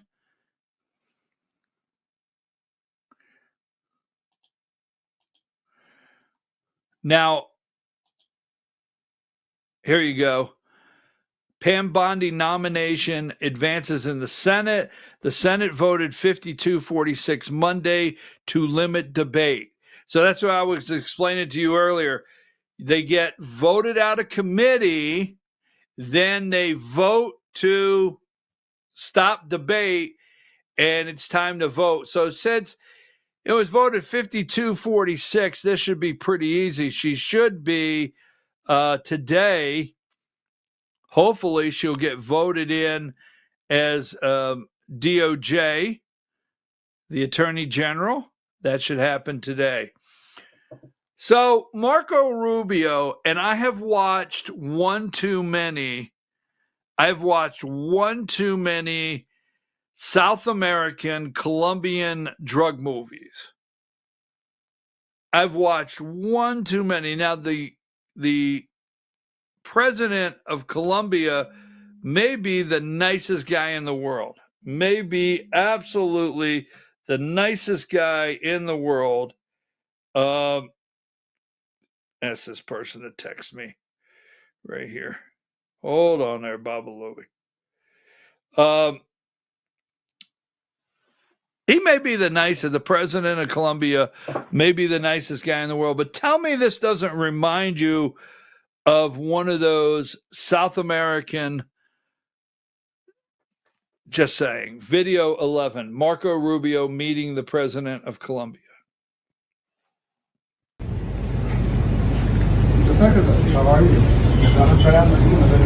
No, cuando empezaron a entrar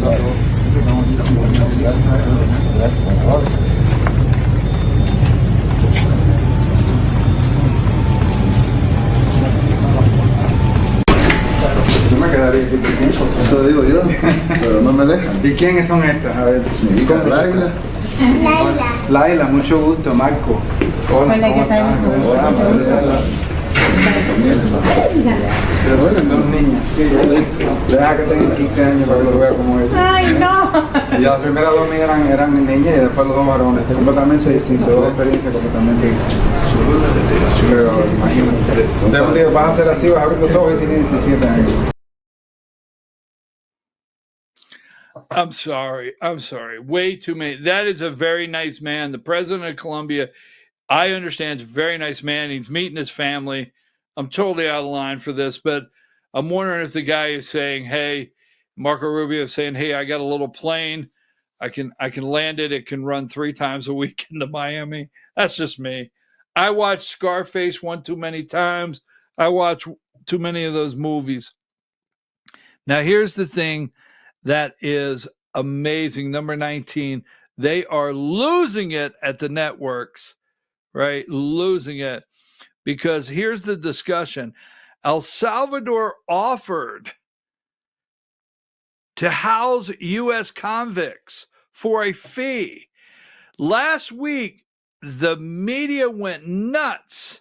Here's number 20. Here's Marco with the president of Colombia. So Marco goes down, meets with the president of Colombia. They will take anybody. Look, we'll take anybody. We'll house them for you. We'll take care of it. We want a good relationship with the Donald, right? Number 24, unprecedented offer. It is freaking the media out. Number 26, Marco Rubio, unprecedented offer, right? They are absolutely, here it is, Secretary of State, number 32, Marco Rubio. Now, what I really like, I said this yesterday, I'm going to keep saying it. I like Marco Rubio having Tammy Bruce with him. I like Tammy Bruce. I've always liked Tammy Bruce. She is now the press secretary for the Secretary of State's office for Marco Rubio. I met with Panamanian president and foreign minister to make clear the United States cannot and will not allow Chinese Communist Party to continue with its effective and growing control over the Panama Canal. Now, he's down there making moves, little Marco is, on behalf of the president. And, you know, he's doing exactly. Let me make sure I don't have any others here from little Marco. I'm sorry. I'll quit calling him that if it bothers you. I'll never get it out of my head. He'll always be little Marco. Here you go, number 46. Rubio says El Salvador offers to accept deportees from U.S. of any nationality, including violent Americans. And people laughed when Trump said it last week. I clean my prisons out. I'll send them somewhere else. You can have them. I mean, could you see, right, the deterrent, all right, the deterrent. You're out there, you're like, you realize, boy, you could be sent to El Salvador. What? Oh, yeah. Oh, yeah. We could send, not to Supermax, we send you down to El Salvador, out of the country. No, I won't do it again, sir. I won't do it again. Oh, wow. All right, so now I want to give you something that they will not show you in any of the media, and then I've got to prepare a couple things. I want to go through. I got a couple things on the USAID. I have to get that so I don't mess it up. But this is something that no one is going to share. Oh, here's this one right here with little Marco. Tammy Bruce. I told you this is from Tammy Bruce, number 70. I will now. I did not do this in the past. I could care less. Blinken, Jake Sullivan. I very seldom did I keep up with them. Did I keep up with John Kirby over at the Pentagon? I didn't keep up with those people. But I will now, for the first time, keep up with several of the press secretaries, one being Tammy Bruce. I follow her. I recommend to follow her. Secretary of State's office, Tammy Bruce. Rubio is in El Salvador to discuss the importance of stopping illegal immigration and combating transnational crime organizations like MS-13 and vicious Tran de Agua. Right? Trump's not playing no games. Trump is not playing games. This is the first place he sends Rubio. We've got to clear up at home. We got to clear up our neighbors. We got to quit this stuff coming on our soil. We'll get over to Europe. We'll get everywhere else. But this has to happen first. We got to take care of the homeland, America first. Stopping transnational crime, MS-13. We're down here talking about it. We look forward to our joint cooperation with the Salvadoran government to promote security, stability, and economic prosperity. It's important we tackle China's growing influence in the region. That makes my day. I have said for years what China has done in South America, what China has done through Panama, what China has done through the Darien Gap, the Belt and Road Initiative in South America. It's important we tackle China's growing influence in our region, which threatens our national security, interest, and economic independence.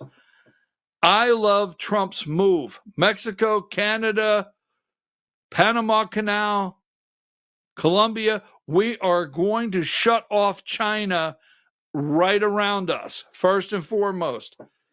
I'm good with that. Now, they are losing it. Give me number 29. Is that the one I want?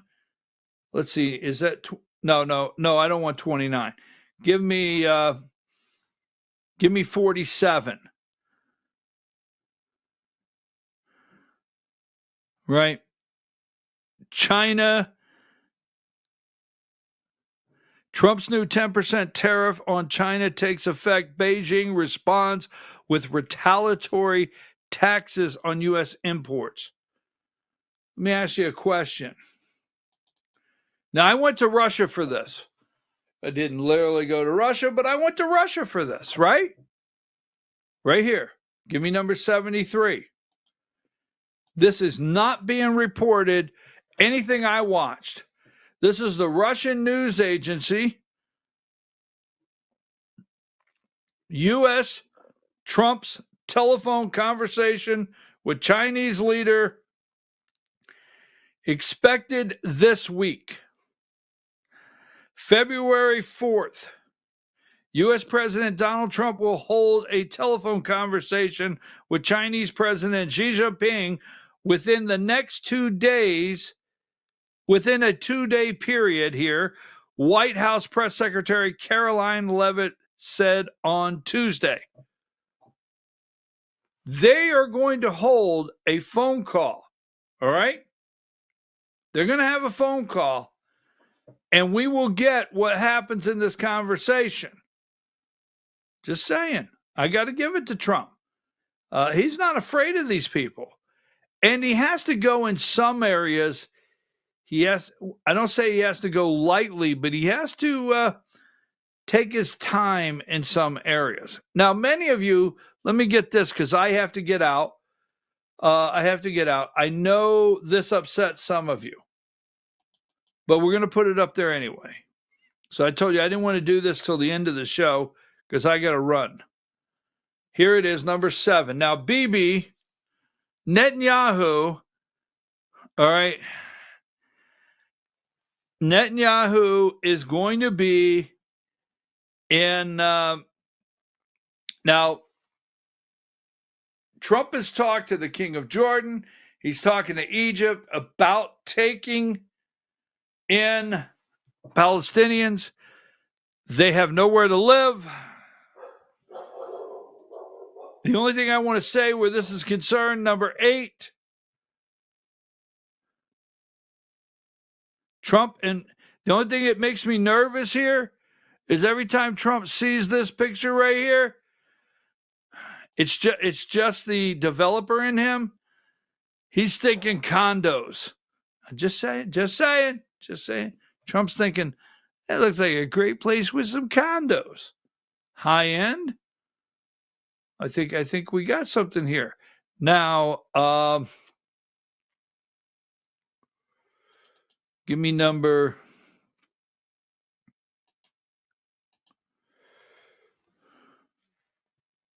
No, I don't want that one right now.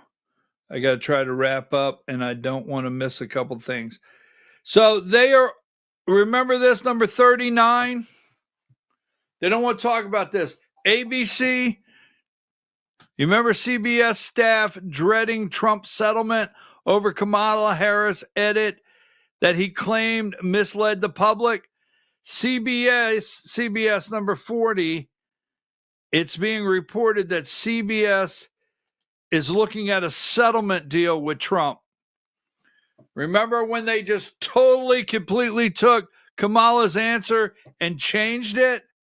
CBS News staffers are said to be dreading a proposed settlement with President Donald Trump over claims it misleading edited a 60-minute interview with then Democrat nominee Kamala Harris.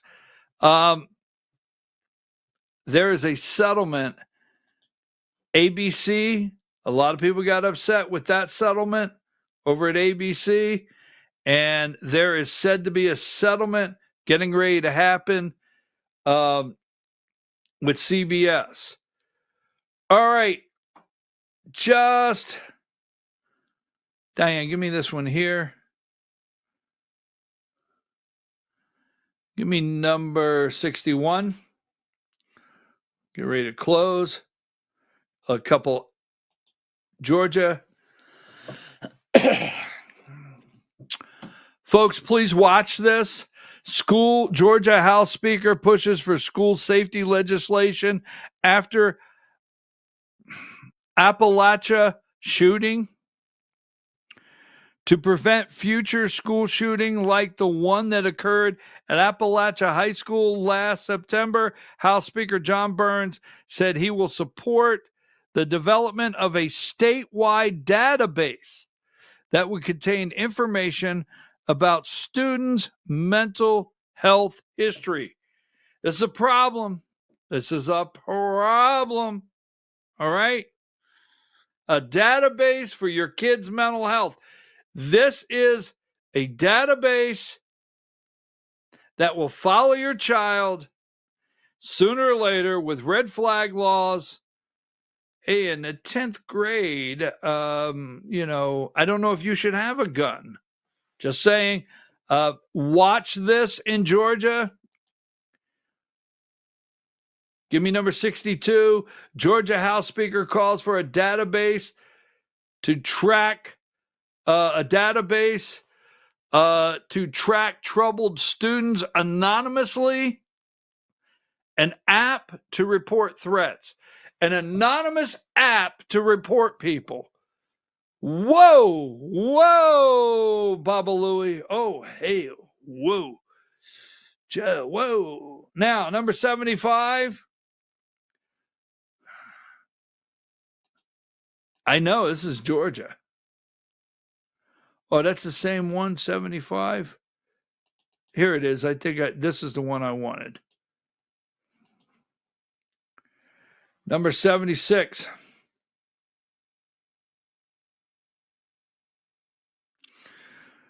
Meanwhile, Burns also said the bill would create a mandatory penalty for students who made terroristic threats, which would include immediate suspension. I guess the days of the principal. All right. I know you don't like this, but every time you turn around, there's a reason. There's a reason. This is the upper hand that Trump has.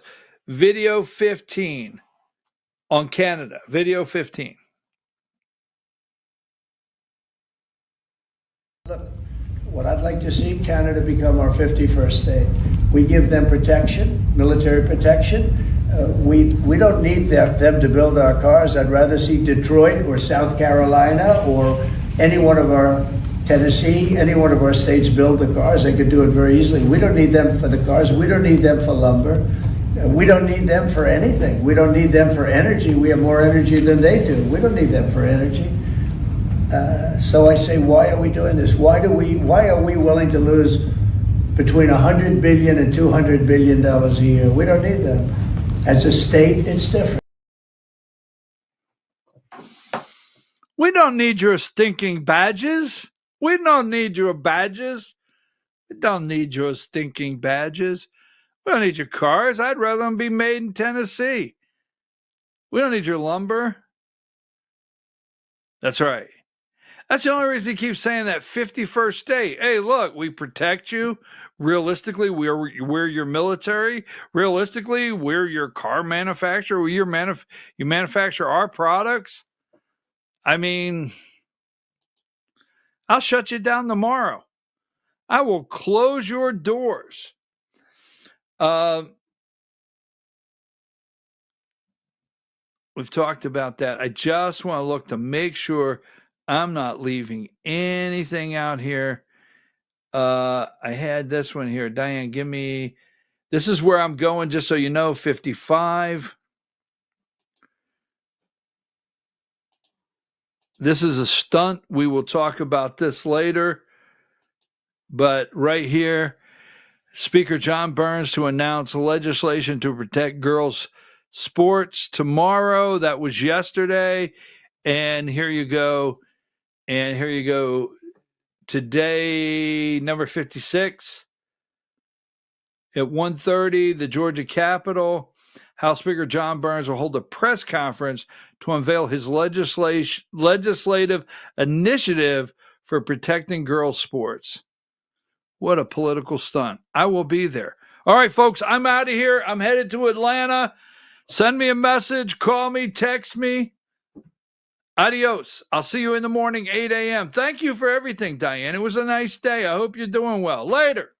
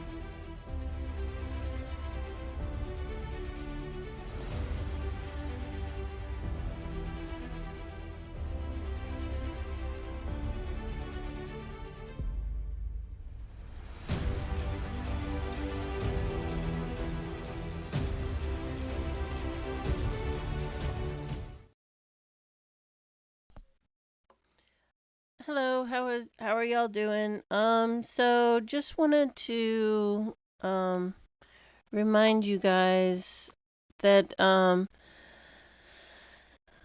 in LJ we've got the that group or the meeting with Rhonda Thomas. Let me see if I can pull that graphic in real quick. I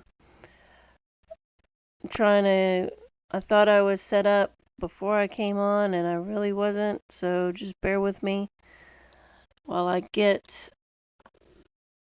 that pulled in.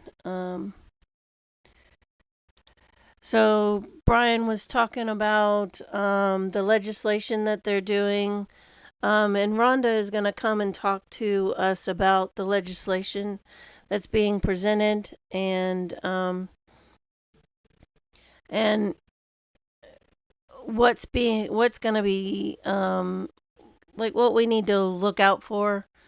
So if you're in the area, then just come by. It's at 9 a.m. Saturday, February 15th, and hear what Rhonda has to say. I'm going to see if I can get this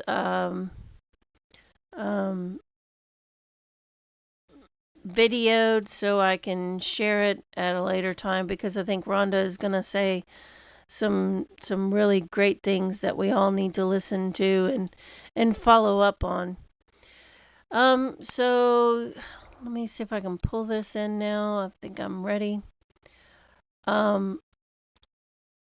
So yesterday after the show, I got an email from someone alerting me with sending me this tweet here. about Lindsey Graham.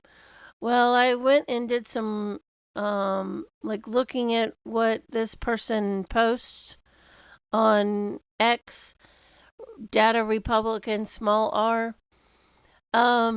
And there is so much stuff. They're really digging deep into some different things that the USAID is funding. So it's definitely a one that I'm going to start following, and kind of checking in on to see what they're digging deep into. But they posted the other day, on February 2nd, Senator Lindsey Graham is a director at the International Republican Institute, a nonprofit funded by USAID. The government funded $130 million, and they're getting 9.2 million in active grants.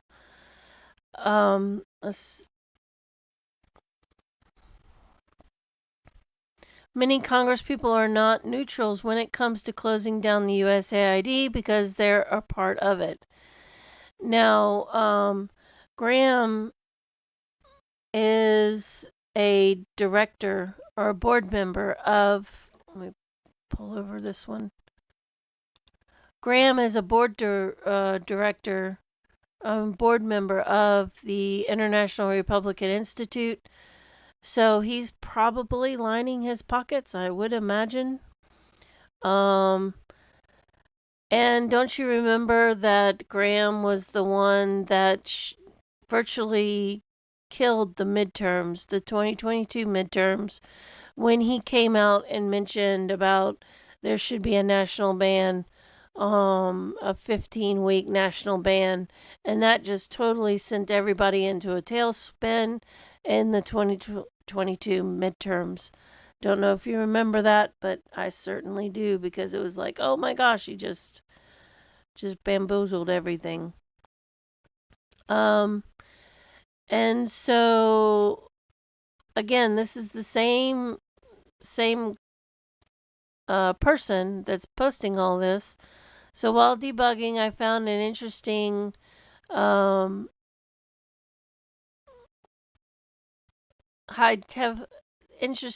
more information tying government funds to refugee programs. No wonder we ran out of money for Helene victims. So let me pull in the other screen and we'll go click on this image here. So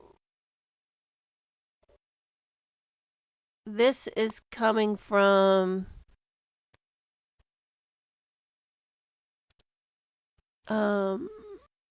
World Church Services. They've gotten $376 million and $186 million in government grants. One of the grants stand out in Kenya with descriptions stating provide regional refugee processing service in Africa for all U.S. refugee admissions. So they're sending money through this Church World Service to fund refugees. World Church Service, $20 million from the Homeland Security, or Department of Homeland Security. FEMA, $20 million, and this was in, doesn't say what time, it just says when it ends. $15 million from FEMA to the same NGO. $49 million ending in 2025. Provide regional refugee processing services in Africa. $15 million for case management pilot program, and another $20 million for the same thing to the same company from FEMA. This is from the Department of State.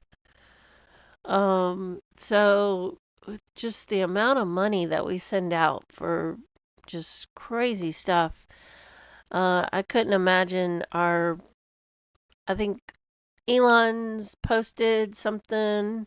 I'll have to see if I can find it and pull it up.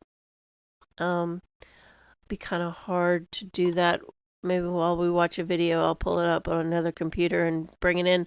But he said he went from like saving 2 billion to now saving almost 50 billion, I think, or it may have been, no, it was billion.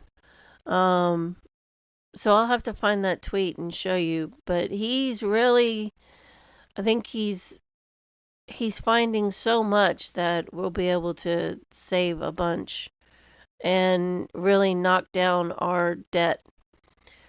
So not shocked at all. The North Carolina State Treasurer's Office has confirmed that out of the $100 million set aside to support local Western North Carolina governments impacted by Hurricane Helene, a grand total of 0 has been given out to date. So they haven't gotten any money to combat all that. And let's make this bigger so we can see it. Some state relief money isn't flowing quickly. $100 million state lawmakers set aside for loans to local governments with cash flow issues is still sitting in the office of the state treasurers. Said that they had to create a program to manage the money, but she says the loans will become available soon. And it's been, what, 4 months since all this has happened? So, kind of slow walking the deal, not getting everything that they need to be able to rebuild. Hopefully, I think we did see that Trump was sending somebody in soon to be able to get that fast walked like he did in California and opening up the spigot for the water. So Elon Musk just shared the Biden administration shifted billions of dollars from helping Americans in need to facilitating illegal immigration. This is how bad it got. An NGO got paid $60 million every 2 months to facilitate illegal immigration. I spoke to a gentleman that works in DHS. He actually sends the electronic fund transfers. So let's listen to this video.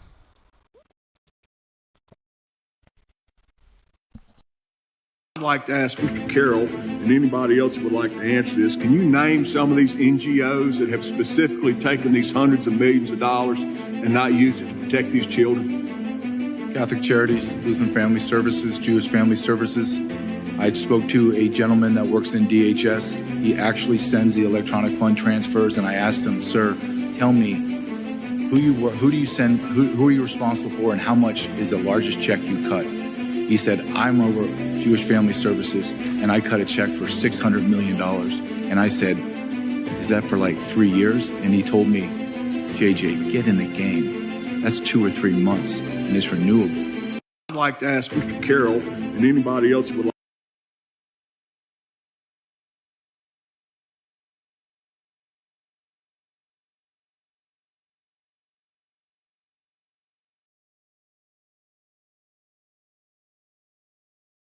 Sorry, I was talking without my microphone.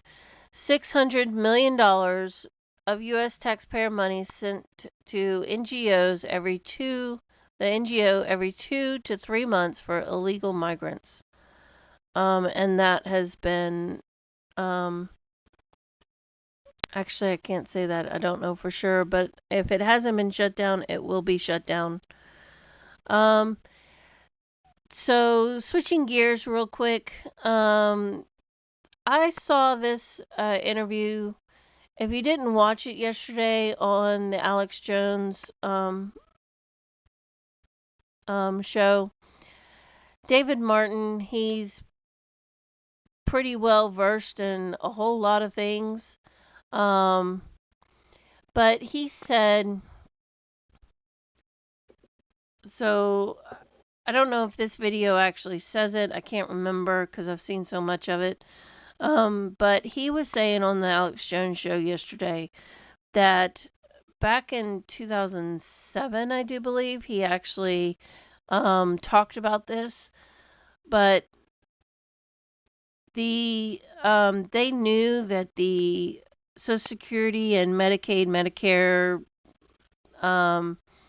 benefits were going to be insolvent, that they had to do something to be able to, make sure that they had funds and whatnot. So that was kind of one of the reasons for COVID and one of the reasons for gain of function, for eugenics, to make sure that and that was the population that they had to get rid of, was the older population. And remember, even though COVID was just like flu-like symptoms, very rarely did a lot of people have problems with COVID. And when they did have problems, they put them in the hospital alone, which, they had to have constant care if you had COVID, because you couldn't sit in any particular spot, because a friend of mine begged and pleaded to get into the hospital to be able to take care of her mother, because her mother had COVID.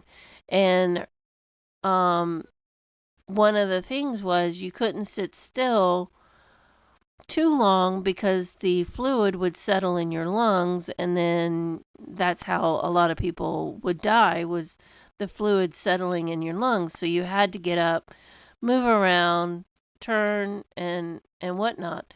And with these old elderly in the hospital, they didn't have the kind of care that they needed, and ultimately passed because they were getting neglected. And then we came around that we had these vaccines, and it was heavily, heavily pushed that the elderly had to get these vaccines. So it was a real big push to affect the elderly population. So let's listen to this.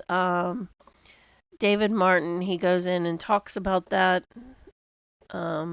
I don't know how deep he gets into it, but it was a really, really good interview yesterday on the Alex Jones show. So let's take a listen.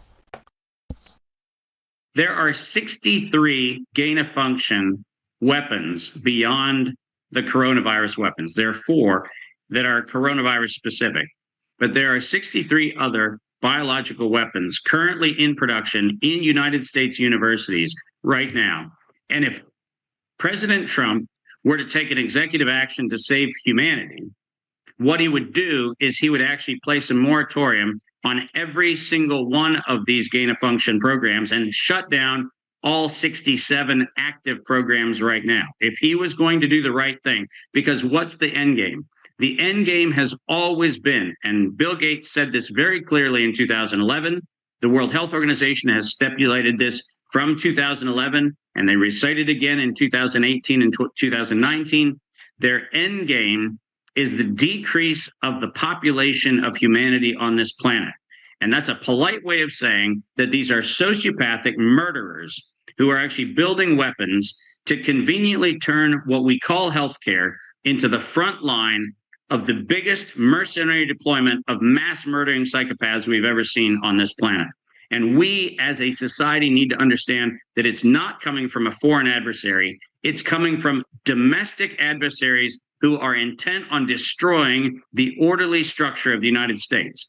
And every single person who has been lamenting this action that's being taken by DOJ and these actions taken by the executive orders that President Trump have issued over the last 14 days, every single person protesting that is actually celebrating the genocide of not only America, but the values for which this country was first established.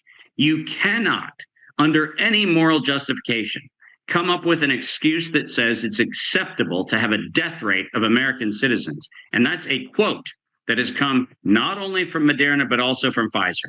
They accept a death rate of American citizens for the purpose of what? And that their own profiteering and the mass murder of Americans. Boy, Michael Bloomberg is so upset. So I think I found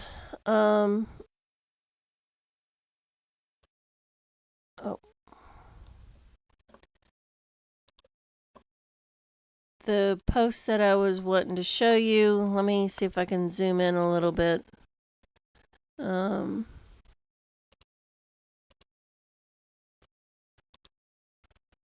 Trying to get that a little bit bigger so y'all can see it.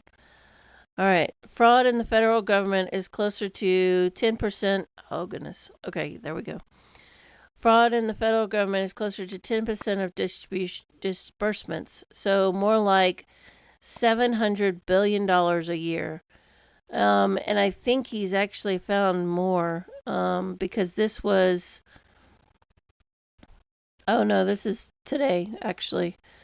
So Mr. Musk told the administration officials that he thinks they could balance the budget if they eliminate fraudulent payments leaving the system. According to an official who discussed the matter with him, it is unclear that what he's basing that statement on. The federal deficit for 2024 was $1.8 trillion. The Government Accountability Office estimates in a report that the government made $236 billion in improper payments, 3/4 of which were overpayments across 71 federal programs during the 2023 fiscal year. So right now his dollar amount is $700 billion, and our federal deficit is $1.8 trillion. So we're getting closer. We still have a ways to go, but I would imagine that we'll be able to get to that 1.8 trillion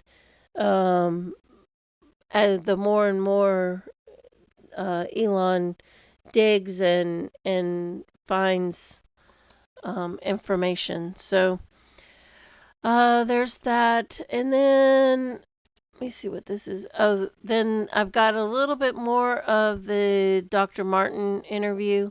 I just wanted to bring that to your information that Elon is finding, the information that he's putting out. So there's a little bit more of the Dr. Martin. I don't know if there's some of it that is a repeat, but let's take a listen.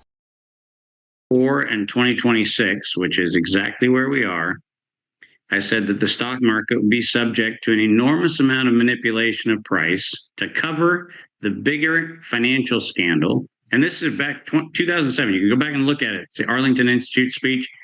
I gave it back in 2007, and it's still somewhere on YouTube. But I talked about what was called the House of Cards. And the House of Cards was a convergence that was going to happen when the United States Treasury and the United States government would realize that the socialist program that was put in place in the 1930s, which was the effort that was done to create a social system called Medicare and Medicaid, we knew, and by the way, it was known when it was established, that it would run out of money. And we knew that it was going to happen between 2024 and 2026. And it turns out that what's happening right now is something that we saw coming in 2007. Which was the establishment of a series of events that would lead to two outcomes, Alex. One was we needed to shrink the population above the age of 65. Now, why is that important? Turns out that we knew that we were going to get into a population problem, which is we were going to have more people drawing from Social Security than Social Security could actually pay. And so what the country did was it actually had a bifurcated program. One is create the illusion of financial instability so everybody could find out and have a reason to blame the markets for the reason why all of the money they thought they were going to get from the systems that were put in place in the 1930s, Medicare and Medicaid, Social Security, they were going to, number one, eviscerate that liquidity. And how do you get the public to buy off on it? You tell them Oh my gosh, look, the stock market's falling apart. Oh my gosh, look, we found out that we're $30 trillion in debt. Oh my gosh, all of these things have happened. It's all a smokescreen. Elon Musk, when he got access to the Treasury files, the real reason why they're upset about this is what I'm saying is in those files. They know what I'm saying to be true. And the reason why you need to have a security clearance to get into the Treasury files is because it turns out that we have been accelerating the illiquidity of the Medicare and Medicaid program so that we can crater it. And that was part one. And that's the reason why you see market volatility happening in the last 48. So also remember, Brian said this morning that they're trying to tell you that Elon is going to take away your Social Security payments. Remember? So is that just the cover up for the actual destruction of the collapse of the system? Something to think about. 8 hours. You see it happening worldwide because they're trying to pull the plug out from under the financial system so that we can actually pretend like all of this just happened. The bummer is my videos from 2007 are still up. But the other half of this equation is we needed to shrink the population. And when I talked about this, and people got very upset about this, and I was just using Bill Gates's own numbers, I said that somewhere around 1.5 billion to 2 billion people were going to be either killed or impaired because of this particular pandemic. And what I meant by that is very simple. Using their own calculus, which is the 11 to 15% population reduction they wanted, that puts you at 1.5 billion, 1.6 billion people that were going to get off the planet. But when you have the death and disability of people who are subject to genetic modification, which, by the way, right after he came into office, not surprisingly, deep state actors like Larry Ellison came back into the White House to promote custom-made mRNA and custom-made injections and these wonderful, allegedly AI-infused technologies, which are somehow mysteriously going to save us from cancer. What they failed to point out was the very agent through which they are allegedly going to vaccinate against cancer is itself a cancer promoter. Now, why would you do that? You would do that because you need to accelerate the death rate so that the fewer over 65 population you have to satisfy with respect to Medicare, Medicaid, and Social Security, the less political risk you have. Once again, why is it? Why is it that the Republicans are standing in the way of President Trump's nominations? They know what I am saying, and they know the dirty secret is on their watch. In the next 18 months, Medicare and Medicaid's pension program is going to be illiquid. They know that they cannot go back to the Treasury and fill the $14 trillion hole that is currently outstanding. So what do they have to do? They have to come up with a cover story to make it someone else's fault for the graft and corruption that's been going on for the last 30 years. I am on record going back to 2007 saying this was going to happen. Inside of that record, it is abundantly clear that they are actively pursuing a strategy of eviscerating the financial markets and literally killing off people so we limit the number of beneficiaries. It's February 2025.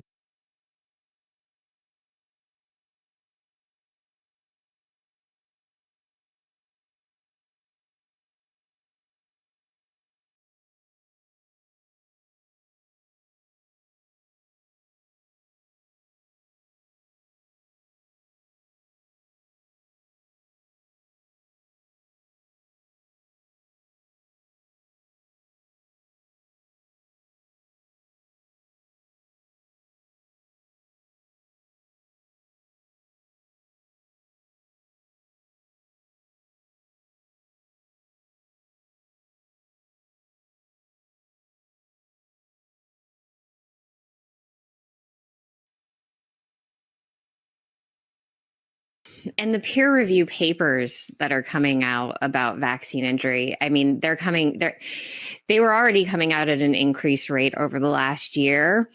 And we're going to see a lot more. I just got sent this past week 2 studies from 2015 that couldn't get published for fear of all kinds of retribution. And really these studies show conclusively that there are measurable differences in the blood of children before receiving the vaccine and after. And it is, these vaccines impact the immune systems of children in really significant ways. And I think for the first time, people that have been at this for decades have real hope. And we're going to see some of the information that's been hidden from us. I mean, this is just, honestly, it's truly just the tip of the iceberg of what we're going to learn. It's tough because I get sent this stuff and people are like, you know, is it time to publish it? And I'm like, we're close. We're really, really close. Bobby's confirmation is going to be that moment, that signal that all of this stuff can start coming forward without fear. And Yeah, so that's kind of what I was talking about the other day when we were talking about the mRNA vaccines. We've got all this information that, you know, the increase in autism and everything that shows that these vaccines are not good. And she's saying that there are some studies out there, 2 studies from 2015 that couldn't get published for fear of all kinds of retribution. These studies show conclusively that there are measurable differences in the children's blood before and after receiving a vaccine. So the studies are ready to be published and ready to be put out there. They just couldn't put them out because of the big pharma. So the last thing that I want to show, it's a James O'Keefe video. DHS official caught on tape bragging about defying Trump's appointments. And actually, I have to get that on another screen. So bear with me just 1 second because it's not going to play over there. Let me see if I can pull it up real quick. When was this published? Yesterday. I have to pull it up on a different computer as I'm looking for it. Just 1 second. Now I'm kind of jumping around at different things today and kind of all over the place. It's just so much information that's coming out. It's hard to keep up and hard to know where to focus because I feel like I'm Brian, kind of going every which way and not really focusing in on one little thing because there's just so much out there that needs to come out for just for informational purposes, so you kind of know what we're up against and how deep, even though we know all the corruption is super, super deep, but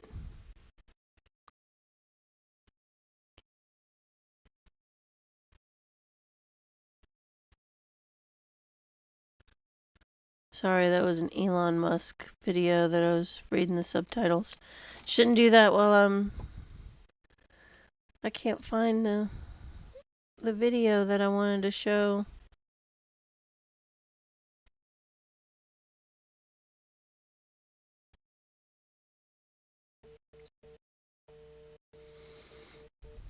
It just doesn't want to come up.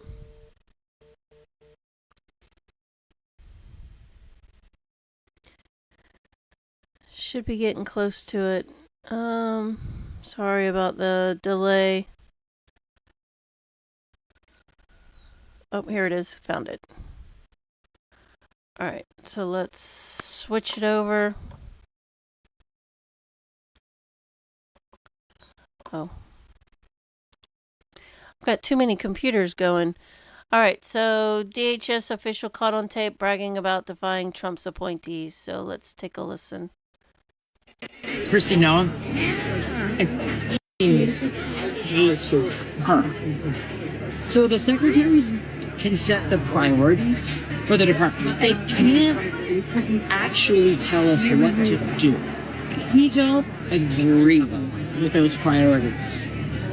There's a lot of room for interpretation in terms of how we interpret what those priorities are. Meet Brandon Wright, a platform services manager for the Department of Homeland Security.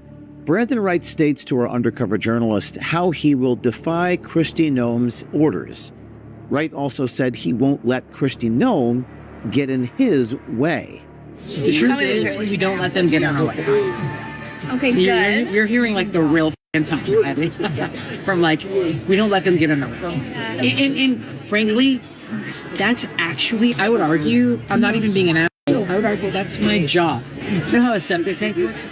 So it like catches all the shit and like filters it through rocks and then sand and everything. There's a lot of layers like that in government. Okay. And by the time the actual marching orders get to like me and below, we can filter in a way that steadies the ship. The official at DHS discloses how GS-14s and GS-15s at the DHS will defy Noem's orders and how they will disregard her agenda. I feel really, really bad with all the 15s because they have to deal with the crazy shit. And it's not easy. Because like I said, when it's like the crazy person comes in and tries to steer, they have to like work really hard to like steer. Yeah. A lot of ass kissing. I'd be like, oh, what a great idea, Secretary Noem. Well, but what if we did this? I think your idea would be even better if we did it like this. The DHS official tells our OMG undercover journalist that DHS could fall on Kristi Noem's head, and she wouldn't recognize what it is. She doesn't know her answer. The Department of Homeland Security could fall on her head, and she wouldn't recognize what it is. Kristi Noem doesn't know shit. Meet Brandon Wright, a platform services manager for the Department of Homeland Security. Brandon is a civil servant and a GS-14 employee. Brandon has been employed at DHS for the first Trump term, the Biden administration, and now the second Trump administration. GS means General Schedule and is a federal pay scale that has 15 grades.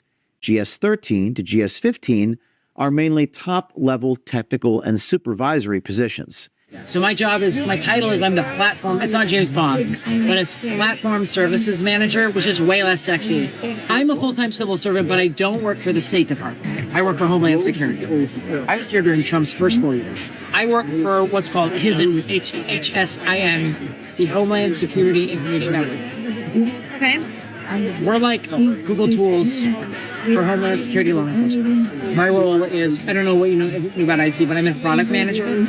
Most days my job feels really f***ing boring. Like I just sit on some meetings and like look at spreadsheets and PowerPoint decks and talk in meetings. Fortunately, my bubble is far enough away that I don't get thrown into that too much. The people, because I don't know, there's 15 levels in the government service.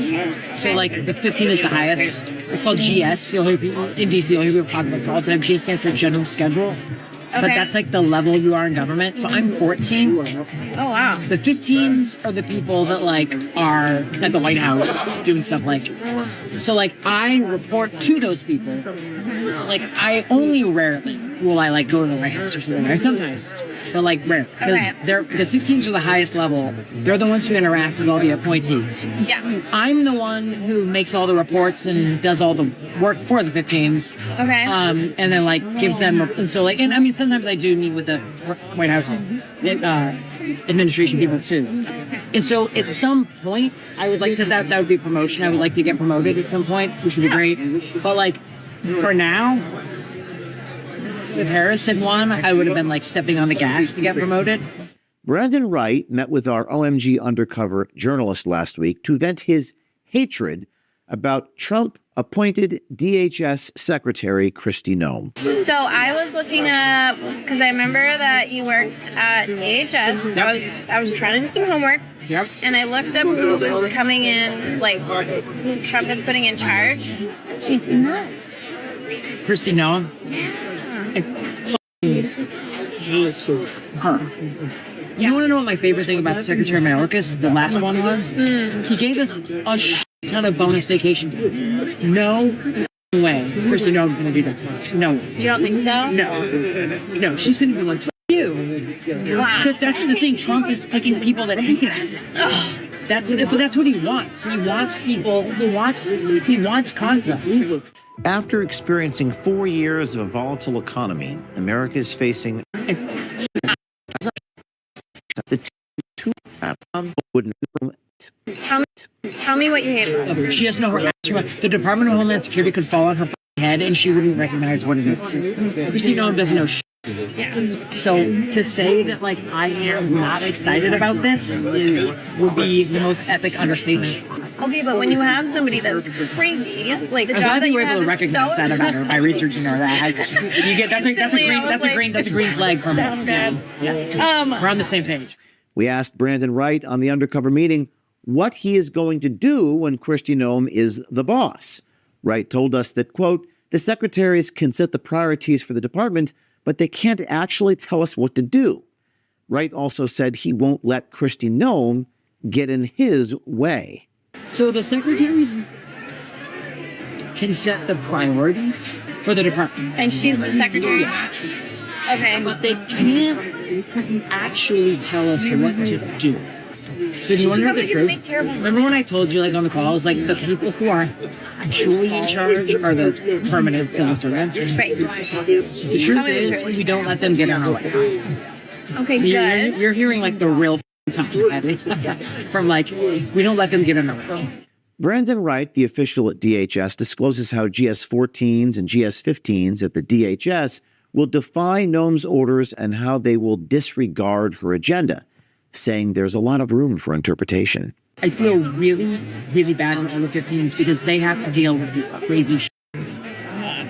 And it's not easy. Because like I said, when it's like the crazy person comes in and tries to steer, they have to like work really hard. Yeah. To like steer. Yeah. A lot of kissing.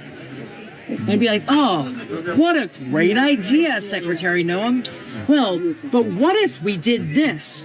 I think your idea would be even better if we did it like this. And like what they're proposing is the better idea. Yeah. Well, let's say she doesn't take their idea and she's like, no, I want to be crazy. Is there like something you can do about that, or? It's very complex, and in some ways it's very stupid. So, but they can set the priorities. I would put it to you like this. If we, especially the 15 leaders, but even going down 14 and everything below, if we don't agree with those priorities, there's a lot of room for interpretation. Okay. In terms of how we interpret what those priorities are. Brandon Wright states to our undercover journalist how he will defy Kristi Noem's orders, stating that when marching orders from Noem reach him, he can filter them, drawing an analogy to that of a septic tank. And as it goes through the layers of government, he will defy those orders.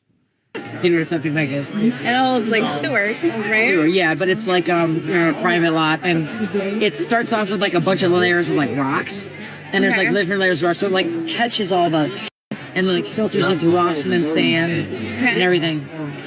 There's a lot of layers like that in government, and by the time the actual marching orders get to like me and below, we can filter it in a way that steadies the ship. So you can like interpret it in a way that makes more sense. Now you're thinking in the right place. Okay. As long as they don't cut our budget, again, that's the number one thing they can affect is our budget. Okay.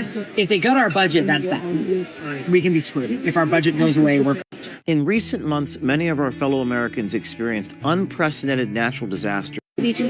Yeah. Like, do you think she's going to target them or like try to make their lives worse? That's actually a really good question. The biggest thing this administration is super anti-trans, and so having a trans, we've got a lot of trans people. They're freaking out. My trans colleagues are freaking out. If you're on the inside of any government institution and notice corruption.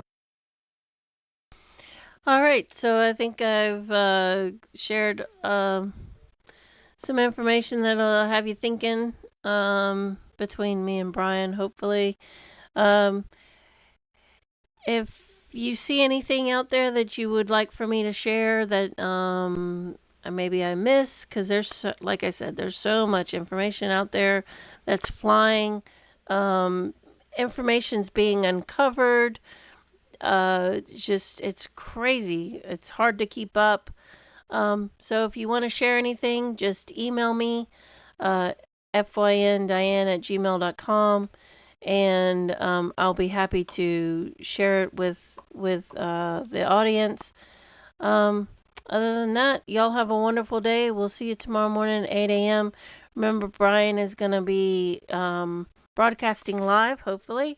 Hopefully it'll all work out, and we'll be able to bring you some information from the Capitol tomorrow. Y'all have a great day, and we'll see you tomorrow morning at 8 a.m. Bye for now.